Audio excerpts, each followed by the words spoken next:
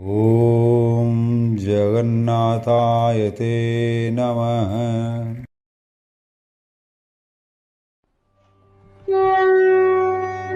ॐ श्रीगुरुभ्यो नमः।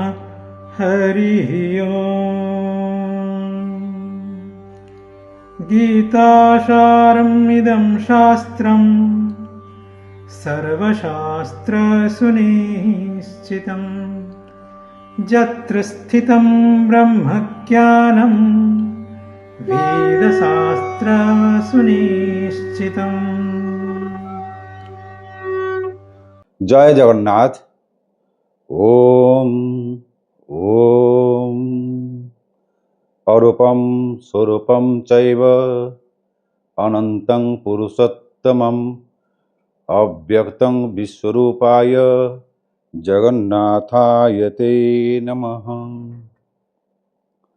जय जगन्नाथ। आमे गत क्लास रे वेद को नहीं आलोचना करथिले।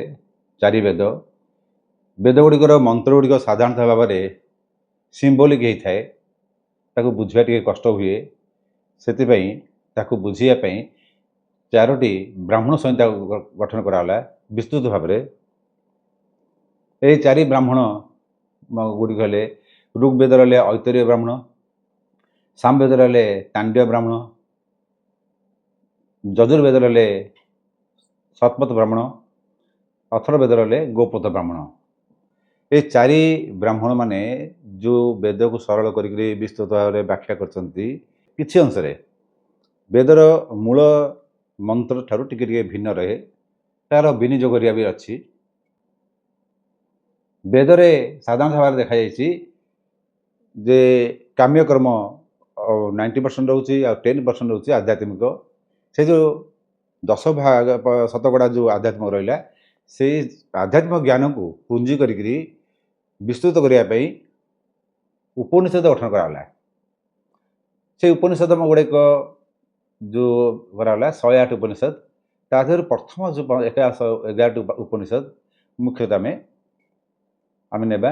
से 11 उपनिषद आपण मैंने भी चाहिए पढ़ी पारे, बेसी बड़ भी नुह, छोट छोट बही। से उपनिषद हूँ ईशा उपनिषद बा ईशा उपनिषद कहते, केन उपनिषद, कठोपनिषद, प्रश्न उपनिषद, मुंडक उपनिषद, मांडुक्य उपनिषद, तैतरीय उपनिषद, ऐतरीय उपनिषद, श्वेताश्वेत उपनिषद, छांदोग्य उपनिषद, बृहदारण्यक उपनिषद। ये 11टी। तेरे गोटे ब्राह्मण हो बा वेद पुरुष जो नि जाए, ब्राह्मण ये कहीं कहगला ना ब्रह्म को लेकर ब्राह्मण। ताने ये ब्राह्मण मान नुहे पैता पक्षिया ब्राह्मण।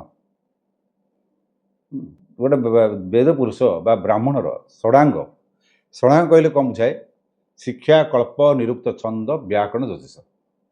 शिक्षा माने एजुकेशन। ताले शिक्षा रहा कौटी ना नासाग्रे। वेद पुरुष नाकला शिक्षा। वास्तविक शिक्षार इटी शिक्षा अर्थ है नॉट एजुकेशन, इज फोनेटिक्स, शुद्ध उच्चारण। कल्प जो नेबा कल्प मान कार्यकारी करने जो प्रोसीजर रिचुअल से हाथ, आउ छंद पाद, व्याकरण मुख, जोश चक्षु, निरुक्त कान। यही भाव में गोटे वेद पुरुष अंग में जानले। किंतु समस्त ये गोटे मन रखा उचित, वेद मंत्र मन इच्छा गान करेंगे ना। वेद मंत्र बिना गुरु रे अभ्यास करेंगे ना। जदि ये आम गोटे जिन देखा कि भूल भाल मंत्र उच्चारण द्वारा कि भाव में वृतासुर अंत होता आपण मैंने जानते कि न जानते जानी। वृतासुर शुक्राचार्य जो मंत्र शिखेले, से शिखु शिखु से चाहिए जे गुरुदेव मत मंत्र दिंतु, मो द्वारा इंद्र बध हम, माने मु इंद्र को मारि। शुक्राचार्य तो अच्छा देदेले मंत्र, से मंत्र से उच्चारण करने माने शिखा पूर्व गोटे थर कहते ना नहीं, से दौड़ी राक्षस शीघ्र पाई। तो सी कौन है मंत्र प्रकृति उच्चारण इंद्र शत्रु ବର୍ଦ୍ଧସ୍ୱ। ସେଇଟାକୁ କ'ଣ କଲା ନା ଗାଇଲା ଇନ୍ଦ୍ର ଶତ୍ରୁର୍ବଧ ସ୍ୱ, ମାନେ ଭୁଲ ଭାବରେ ଏଇଭଳି ଭାବରେ ଜପ କଲା। ତା ଅର୍ଥ ବିପରୀତ ହେଇଗଲା। ପ୍ରଥମ ମୁଁ କହିଲି ଇନ୍ଦ୍ର ଶତ୍ରୁ ବର୍ଦ୍ଧସ୍ୱ, ଇନ୍ଦ୍ର ମାନେ ଇନ୍ଦ୍ର ମୋର ଶତ୍ରୁ, ମୋ ଦ୍ୱାରା ବଧ ହଉ। କିନ୍ତୁ ସେ କ'ଣ କହିଲା ଇନ୍ଦ୍ର ଶତ୍ରୁର୍ବଧ ସ୍ୱ, ହେ ଇନ୍ଦ୍ର ତୋର ଶତ୍ରୁ ମାନେ ମୁଁ, ତ ଶତ୍ରୁ ସ୍ୱ, ମୁଁ ଯେହେତୁ ତମ ଶତ୍ରୁ ମତେ ମାରେ। ମନ୍ତ୍ର ଏକା, ଛନ୍ଦ ଏପଟ ସେପଟ ହେଲା, ଉଚ୍ଚାରଣ ଏପଟ ସେପଟ ହେଲା। ଜପ କଲା, ଜପ ପରେ ବ୍ରହ୍ମା ପ୍ରକଟ ହେଲେ, ତପସ୍ୟା କଲା, ଘୋର ତପସ୍ୟା ଆବଶ୍ୟକ ପଡ଼ିଲାନି, କାରଣ ବ୍ରହ୍ମ ଜାଣିଲେ ଏଇଟା ମୂର୍ଖଟେ ମରିଯିବ। ଲାଗିଲେ ବ୍ରହ୍ମା ପ୍ରସନ୍ନ ହେଇଗଲେ, କହିଲେ କ'ଣ ବସ ବର ମାଗୁଛୁ ନା ଯାହା ମୋ ଜପ କରୁଛି ତାହା ପ୍ରାପ୍ତି ହଉ, ତଥାସ୍ତୁ। ତ ବୃତ୍ରାସୁର ଆନନ୍ଦରେ ଗଲା ଯୁଦ୍ଧ ଶେଷ କରିବା ପାଇଁ ଇନ୍ଦ୍ର ସାଙ୍ଗରେ। ଯୁଦ୍ଧ ହେଲାକୁ ଇନ୍ଦ୍ର ହାତରେ ମଲା ବେଳକୁ କହିଲେ ବ୍ରହ୍ମଦେବ ତମ ବରଦାନ ବିଫଳ ଗଲା। ବ୍ରହ୍ମା ଆସିକି ପହଞ୍ଚିଲେ, କିରେ କ'ଣ ହେଲା, ମୋ ବରଦାନ ତ ବିଫଳ ଯାଇନି। ନା ହଁ ଆପଣ କହିଥିଲେ ନା ଇନ୍ଦ୍ର ମୋ ହାତରେ ମରିବ ବୋଲିକା। ନା ମୁଁ କହିନାହିଁ, ତୁ କହିଲୁ ଯାହା ମୁଁ କହିଛି ତାହା ମୋତେ ପ୍ରାପ୍ତି ହଉ। ମୁଁ କହିଲି ତଥାସ୍ତୁ। ନା ମୁଁ କ'ଣ କହିଲି କି, ନା ତୁ କହିଲୁ ଇନ୍ଦ୍ର ଶତ୍ରୁବଧସ୍ୱ, ଇନ୍ଦ୍ର ଶତ୍ରୁ ମୋତେ ମାରେ। ନା ବ୍ରହ୍ମଦେବ ତାହେଲେ ମୋତେ ତ ଗୁରୁ ସେ ଶିଖିଥିଲେ। ନା ତ ଗୁରୁ ଶୁକ୍ରାଚାର୍ଯ୍ୟ ଭଳିଆ ଗୁରୁ ମିଳିବେନି। ତାଙ୍କ ପାଖରେ ରହିକି ଅଭ୍ୟାସ କରିନୁ, ଆସିକି ମନ୍ତ୍ର ଜପ ଆରମ୍ଭ କରିଦେବୁ, କେମିତି ଶୀଘ୍ର ପାଇଯିବି। ସିଏ କହିଥିଲେ ଇନ୍ଦ୍ର ଶତ୍ରୁ ବର୍ଦ୍ଧସ୍ୱ, ଇନ୍ଦ୍ର ହେଲା ଶତ୍ରୁ ବର୍ଦ୍ଧସ୍ୱ, ମୋ ଦ୍ୱାରା ବଧ ହଉ। ବୋଲିବାରି ପଛପଟ ମନ୍ତ୍ର ଗୋଟେ। ସେଥିପାଇଁ ତମ ସମସ୍ତଙ୍କୁ ମୋର ଅନୁରୋଧ, କେବେ ହେଲେ ବୈଦିକ ମନ୍ତ୍ର ପାଠ କରିବ ନାହିଁ। ଯଦି ବୈଦିକ ମନ୍ତ୍ର ପାଠ କରିବ ତାହେଲେ ଗୁରୁଙ୍କ ବିନା ଶିକ୍ଷାରେ, ଗୁରୁଙ୍କ ବିନା ସାନ୍ନିଧ୍ୟରେ ବୈଦିକ ମନ୍ତ୍ର ଅଭ୍ୟାସ କରିବ ନାହିଁ। ତେବେ ଏଇ ଯେଉଁ ଭିନ୍ନ ଭିନ୍ନ ସମୟରେ ଭିନ୍ନ ଭିନ୍ନ ଋଷିମାନେ ଯେଉଁ ବିଭିନ୍ନ ପ୍ରକାରର ଉପନିଷଦ ଯେଉଁ ରଚନା କଲେ, ଭିନ୍ନ ଭିନ୍ନ ସମୟରେ ରଚନା କରିଥିବାରୁ ତା ଦେହରେ ମତ ପାର୍ଥକ୍ୟ ଦେଖାଗଲା। ମୁନିନାଙ୍କ ମତ ଭିନ୍ନ, ମୁନିମାନଙ୍କର ପରସ୍ପର ମତ ଭିନ୍ନ ରହିବ, କାରଣ ସ୍ୱାଭାବିକ। ତେଣୁ ସବୁତକ ଯେତେବେଳେ ଏକାଠି କରିକିରି ବାଦରାୟଣ କ'ଣ କଲେ ନା ବ୍ରହ୍ମସୂତ୍ର ପ୍ରକାଶ କଲେ। ବ୍ରହ୍ମସୂତ୍ର ବହୁତ ଉଚ୍ଚ କୋଟିର ରଚନା ହେଉଛି ବ୍ୟାସଦେବଙ୍କର। ତାହେଲେ ବାଦରାୟଣ କେମିତି କହିଲି? ତାହେଲେ ବାଦରାୟଣ କିଏ? ସେ ବାଦରୀ ଅର୍ଥାତ୍ ନାଁଟା ହେଉଛି ପରାଶରଙ୍କର। ପରାଶରଙ୍କର ପୁତ୍ର ମାନେ ବାଦରୀର ପୁଅ ହୋଇଥିବାରୁ ତା ନାଁ ବାଦରାୟଣ। କିଏ ସେ? ବ୍ୟାସଦେବ। ତେଣୁ ବ୍ୟାସଦେବଙ୍କର ନାଁ ହିଁ ବାଦରାୟଣ। ବାଦରାୟଣ ବ୍ରହ୍ମସୂତ୍ରମ୍। ବ୍ୟାସଦେବଙ୍କର ବ୍ରହ୍ମସୂତ୍ର। ବହୁତ ଲୋକ ଏଠି ଦୋଦବାଦ ପଡ଼ିଯାଆନ୍ତି ଯେ ବାଦରାୟଣ ଗୋଟେ ଅଲଗା, ବ୍ୟାସଦେବ ଅଲଗା। ନା, ଜଣଙ୍କର ନା, ବ୍ୟାସଦେବ ନା ହିଁ ବାଦରାୟଣ। ସେ ଯେଉଁ ବ୍ରହ୍ମସୂତ୍ର କଲେ, ସେ କ'ଣ କଲେ ନା ଏଇ ସବୁ ଉପନିଷଦର ସାରଟାକୁ ଆଣିକିରି ଥୋଇଦେଲେ। କି ଏତେ ଭିନ୍ନ ଭିନ୍ନ ଦୋଦବାଂଶ ହେବା ଦରକାର ନାହିଁ, ତା ସାରଟିକୁ ଥୋଇଦେବା ବାସ୍ ସରିଲା। ସେ ହେଲା ବ୍ରହ୍ମସୂତ୍ର, ମାନେ ବ୍ରହ୍ମ ଉପଲବ୍ଧି କରିବା ପାଇଁ, ବ୍ରହ୍ମ ପ୍ରାପ୍ତି ପାଇଁ ତାର ସୂତ୍ର। ଏଇ ବେଦର ଯେତେବେଳେ କ୍ରିଟିକାଲ ହେଇଗଲା, ବୁଦ୍ଧଦେବ ଯେତେବେଳେ ସେ ଜିନିଷକୁ ସରଳ କରିକିରି ପ୍ରଚାର କଲେ, ଯେତେବେଳେ ବୁଦ୍ଧଦେବ ତାଙ୍କର ଦେହତ୍ୟାଗ କରିଦେଲେ, ତାପରେ ଯେତେବେଳେ ବୌଦ୍ଧ ଧର୍ମର ପତନ ହେଲା, ସେତେବେଳେ ବହୁତ ଗୁଡ଼ିଏ ସମ୍ପ୍ରଦାୟ ସବୁ ବାହାରିଲେ। ସେ ସମ୍ପ୍ରଦାୟ ଆଚାର୍ଯ୍ୟମାନେ କ'ଣ କଲେ ନା ପ୍ରସ୍ଥାନ, ଆମର ଯେଉଁ ଗୀତା ବହିର, ଏଇ ଗୀତା ବହିର ଶେଷରେ ଯେଉଁ ଆମର ଥାଏ ତତ୍ସଦିତି ଗୀତା ଉପନିଷେଷୁ ବ୍ରହ୍ମ ବିଦ୍ୟାୟାଂ ଯୋଗଶାସ୍ତ୍ରେ, ଏଇସବୁ ଲେଖା ହେଇଥାଏ। ସେ ପ୍ରସ୍ଥାନତ୍ରୟୀ ମୁଁ କହିଥିଲି ନା, ପ୍ରସ୍ଥାନତ୍ରୟୀ ଅର୍ଥାତ୍ ଉପନିଷଦ, ବ୍ରହ୍ମସୂତ୍ର, ଗୀତା, ଏଇ ଯଦି ତିନିଟା ଯାକ ହେବ ଏହା ପ୍ରସ୍ଥାନତ୍ରୟୀ। ଏଇ ପ୍ରସ୍ଥାନତ୍ରୟୀ ଭିତରେ କ'ଣ କଲେ ନା ନିଜର ସମ୍ପ୍ରଦାୟକୁ ମୁଖ୍ୟ କରି ପୁରିଦେଲେ, ମାନେ ନିଜ ସମ୍ପ୍ରଦାୟକୁ ଶ୍ରେଷ୍ଠ କରିବେ ବୋଲି। ଏଇଠି ଆସିଲା ଅସୁବିଧାଟି ଆମର, ଯାହାଫଳରେ କି ଆମ ଶାସ୍ତ୍ରକୁ ବୁଝିବା ବଡ଼ କଲ ଅସୁବିଧା ହେଉଛି। ଲୋକମାନେ ଠିକ୍ ସେ ଶାସ୍ତ୍ର ବୁଝିପାରୁନାହାନ୍ତି, ଯାହାଫଳରେ କି ଆମ ଦେଶରେ ଦେଖିବେ ଧର୍ମାନ୍ତରୀକରଣ ବେଶୀ ଚାଲିଛି। ଆଉ ସେ ଧର୍ମାନ୍ତରୀକରଣ କାହାକୁ କରାହେଉଛି? ଏଇ ହିନ୍ଦୁମାନଙ୍କୁ। ଆମେମାନେ ହିଁ ଠିକ୍ ସେ ବୁଝିନେ ଆଉ ପିଲାଙ୍କୁ ବୁଝିବା କ'ଣ? ସେମାନେ ତାଙ୍କୁ ବୁଝେଇକିରି ଧର୍ମାନ୍ତରୀକରଣ କରି ଚାଲିଲେ। ତେଣୁ ଆମକୁ ଫାଷ୍ଟ ଏଇସବୁ ଜିନିଷକୁ ବୁଝିବାକୁ ପଡ଼ିବ। ଯଦି ସବୁ ନ ବୁଝିପାରିବା ତାହେଲେ ଆଟଲିଷ୍ଟ ଅତି କମ୍ରେ ଗୁରୁର ସାନ୍ନିଧ୍ୟ ନେବାକୁ ପଡ଼ିବ। ଯଦି ବି କି ଯେ କୌଣସି ପିଲାର ମତି ଭ୍ରମ ହେଉଛି, ଯଦି ଗୁରୁ ସଂସ୍ପର୍ଶରେ ରହିଥାନ୍ତା ତାହେଲେ ମତି ତାର ଭ୍ରମ ହେଇନଥାନ୍ତା। ସେ କହିଲେ ମୁଁ ମରିବି ପଛକେ ମୋ ଧର୍ମ ତ୍ୟାଗ କରିବିନି। ସେମାନଙ୍କ କଥାରେ ବାଇଶ ଟାଇମ୍ ହେବା ସ୍ୱାଭାବିକ, କାରଣ ଆମେ ଠିକ୍ସେ ବୁଝିନେ। ତେବେ ଦ୍ୱିତୀୟ ଅଧ୍ୟାୟର ମୁଖ୍ୟ ଉଦ୍ଦେଶ୍ୟ ହେଲା କର୍ମର ବାସ୍ତବିକତା। କର୍ମ ତ ସମସ୍ତେ କରୁଛେ, କିନ୍ତୁ ଏମିତି କେଉଁ କର୍ମ କରିବା ଉଚିତ, ଆମ ଲକ୍ଷ୍ୟ କ'ଣ ରହିବା ଦରକାର। ଏଇଠି ସାଂଖ୍ୟଯୋଗ। ସାଂଖ୍ୟଯୋଗ ପ୍ରଥମେ ଆସିଲା ନିଜର ଲକ୍ଷ୍ୟ। ପରବର୍ତ୍ତୀ ଶ୍ଲୋକଟି କହିଲା ଅବିନାଶୀ ତୁ ତଦ୍ବିଧି ଯେନ ସର୍ବମିଦଂ ତତଂ ବିନାଶଂ ଅବୟସ୍ୟାସ୍ୟ ନ କଶ୍ଚିତ୍ କର୍ତ୍ତୁମର୍ହତି। ଅବିନାଶୀ ଯେ ବିନାଶ ନାହିଁ, ତୁ ତୁ ଶବ୍ଦରେ ମହତ୍ଵ ବହୁତ ରହିଛି। ଅବିନାଶୀ ତୁ, ସତ୍ ଅସତ୍ ଭିତରେ ଯେଉଁ ପାର୍ଥକ୍ୟ ଭିତରେ এই ତୁଟା ହିଁ ମଝିରେ ରହିଛି, ଜଣେଇବ ଯେ କିଏ ସତ୍ କିଏ ଅସତ୍।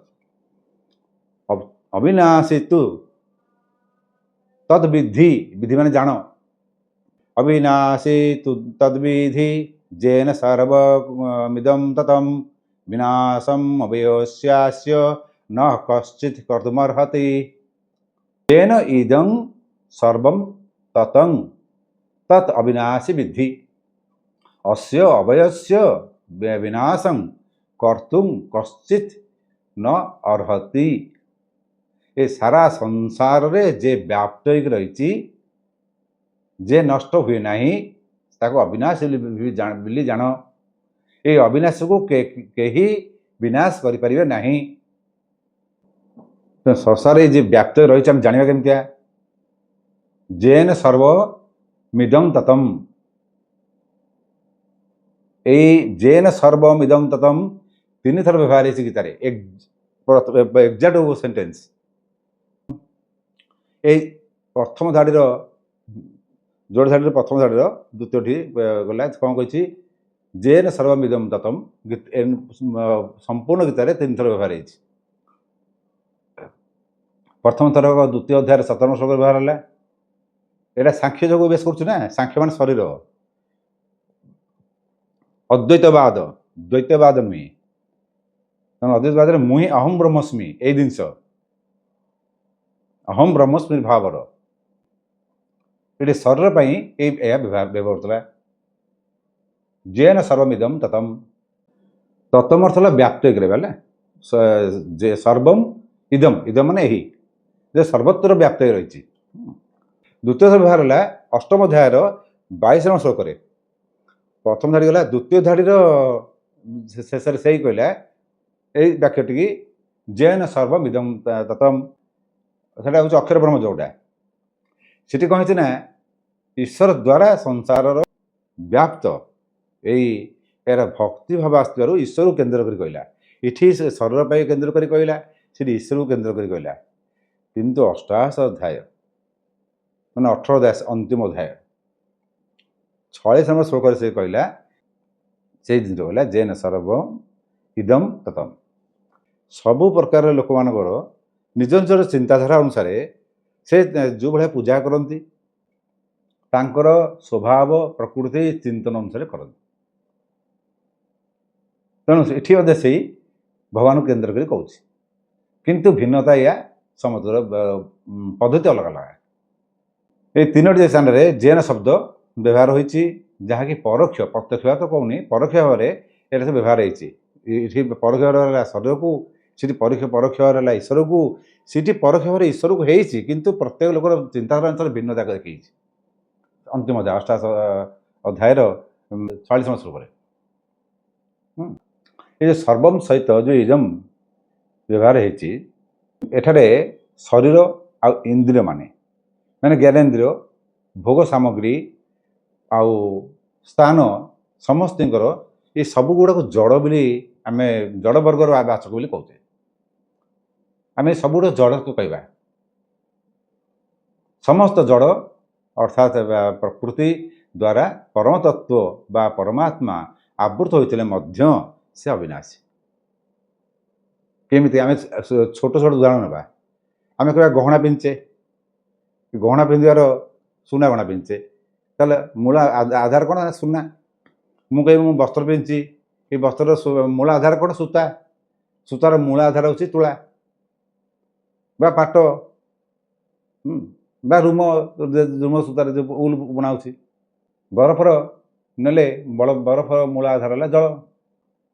ଏସବୁ ଜଡ଼ କହିବା। ଯଦି ଆମେ କହୁଛେ ଜ୍ଞାନେନ୍ଦ୍ରିୟ ପାଞ୍ଚେ, ଆଖି ଅଛି ଜ୍ଞାନେନ୍ଦ୍ରିୟ, କାନ ଅଛି ଜ୍ଞାନେନ୍ଦ୍ରିୟ, ଜିହ୍ୱା ଅଛି ଜ୍ଞାନେନ୍ଦ୍ରିୟ, ଚାକୁକି ଜାଣୁଛେ, ତାପରେ ଶ୍ୱାସ ଅଛି ଆଘ୍ରାଣ କରି ଜାଣୁଛେ ଜ୍ଞାନେନ୍ଦ୍ରିୟ, ତ୍ୱଚା ହେଉଛି ଜ୍ଞାନେନ୍ଦ୍ରିୟ। ଯଦି ବା ଏଇ ପାଞ୍ଚଟା ଆମେ ଜ୍ଞାନେନ୍ଦ୍ରିୟ କହୁଛେ, କିନ୍ତୁ ଆଧ୍ୟାତ୍ମିକ ସ୍ତରକୁ ଆସିଲେ ଏଇଟା ହେଲା ଜଡ଼। ଗୋଟେ ଲୋକର ଜୀବନ ଥାଇପାରେ, ବଞ୍ଚିଛି, କାନକୁ ଶୁଣାଯାଉନି କି ପାଟିରେ କଥା କହିପାରୁନି। ବହୁତ ପିଲା ମୋ ପାଖରେ ଆଉ ଯୋଡ଼େ ପିଲା ଅଛନ୍ତି, ଶିଷ୍ୟ ଅଛନ୍ତି, ଯେଉଁମାନେ କାନକୁ ଶୁଣାଯାଉନି, ପାଟିରେ କହିପାରୁନାହାନ୍ତି। ତା ଦେହରେ ଗୋଟେ ପିଲା ତ ବହୁତ ଉର୍ଦ୍ଧ୍ୱ ସ୍ତରକୁ ଯିବ ଏଇ ଜଣତ କ୍ରିୟାର, କିନ୍ତୁ ଦୁର୍ଭାଗ୍ୟ ସେ ପିଲା ବର୍ତ୍ତମାନ ସେ ଆସିପାରୁନି ବକ୍କୁ। କେତେବେଳେ ଆସିବ ଭଗବାନ ଜାଣନ୍ତି। ଯିବାର ପସିବିଲିଟି ଅଛି, କାରଣ ତାର ବାହ୍ୟ ଏଇଟା କମିଗଲା ନା। ତେଣୁ ଯେତେ ଏକଲା ହେଇଯିବ, ଯେତେ ଚୁପଚାପ ହେଇଯିବ, ଚୁପଚାପ ବସିଯିବ, ସେତେ ତମ ଜିନିଷଟା ସହଜରେ ପାଇଯିବ।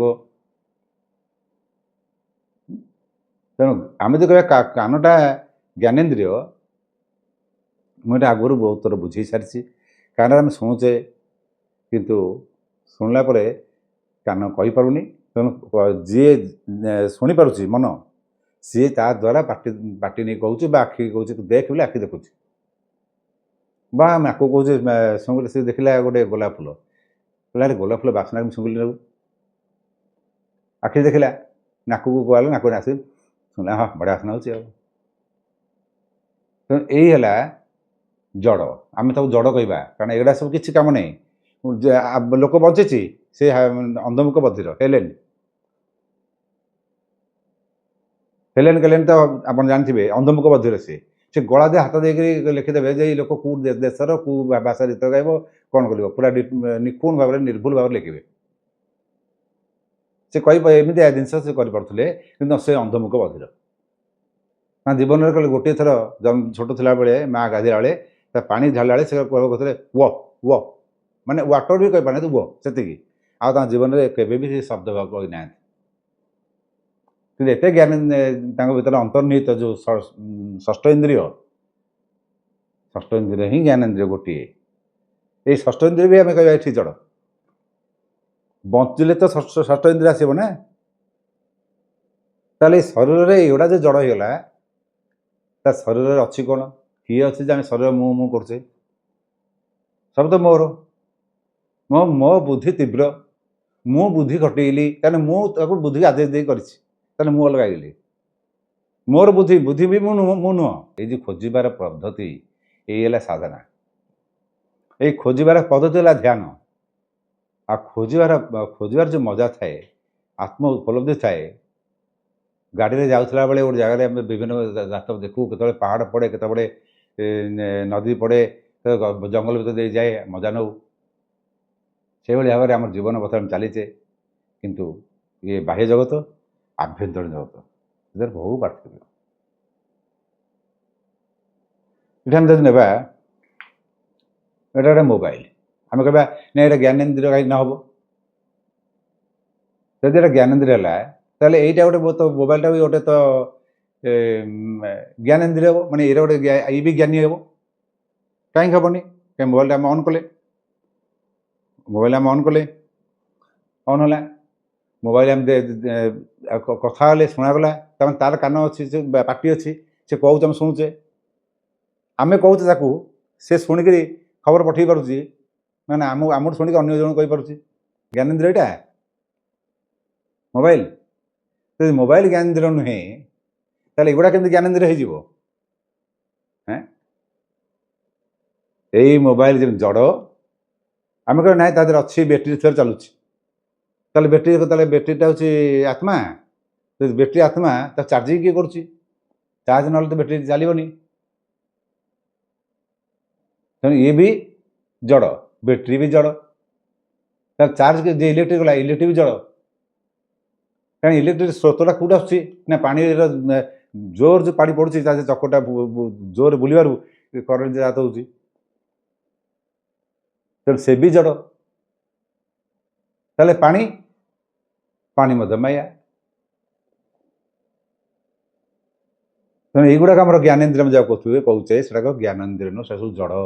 ସେ ଜିନିଷ ସେ ଏଠି କହୁଛି।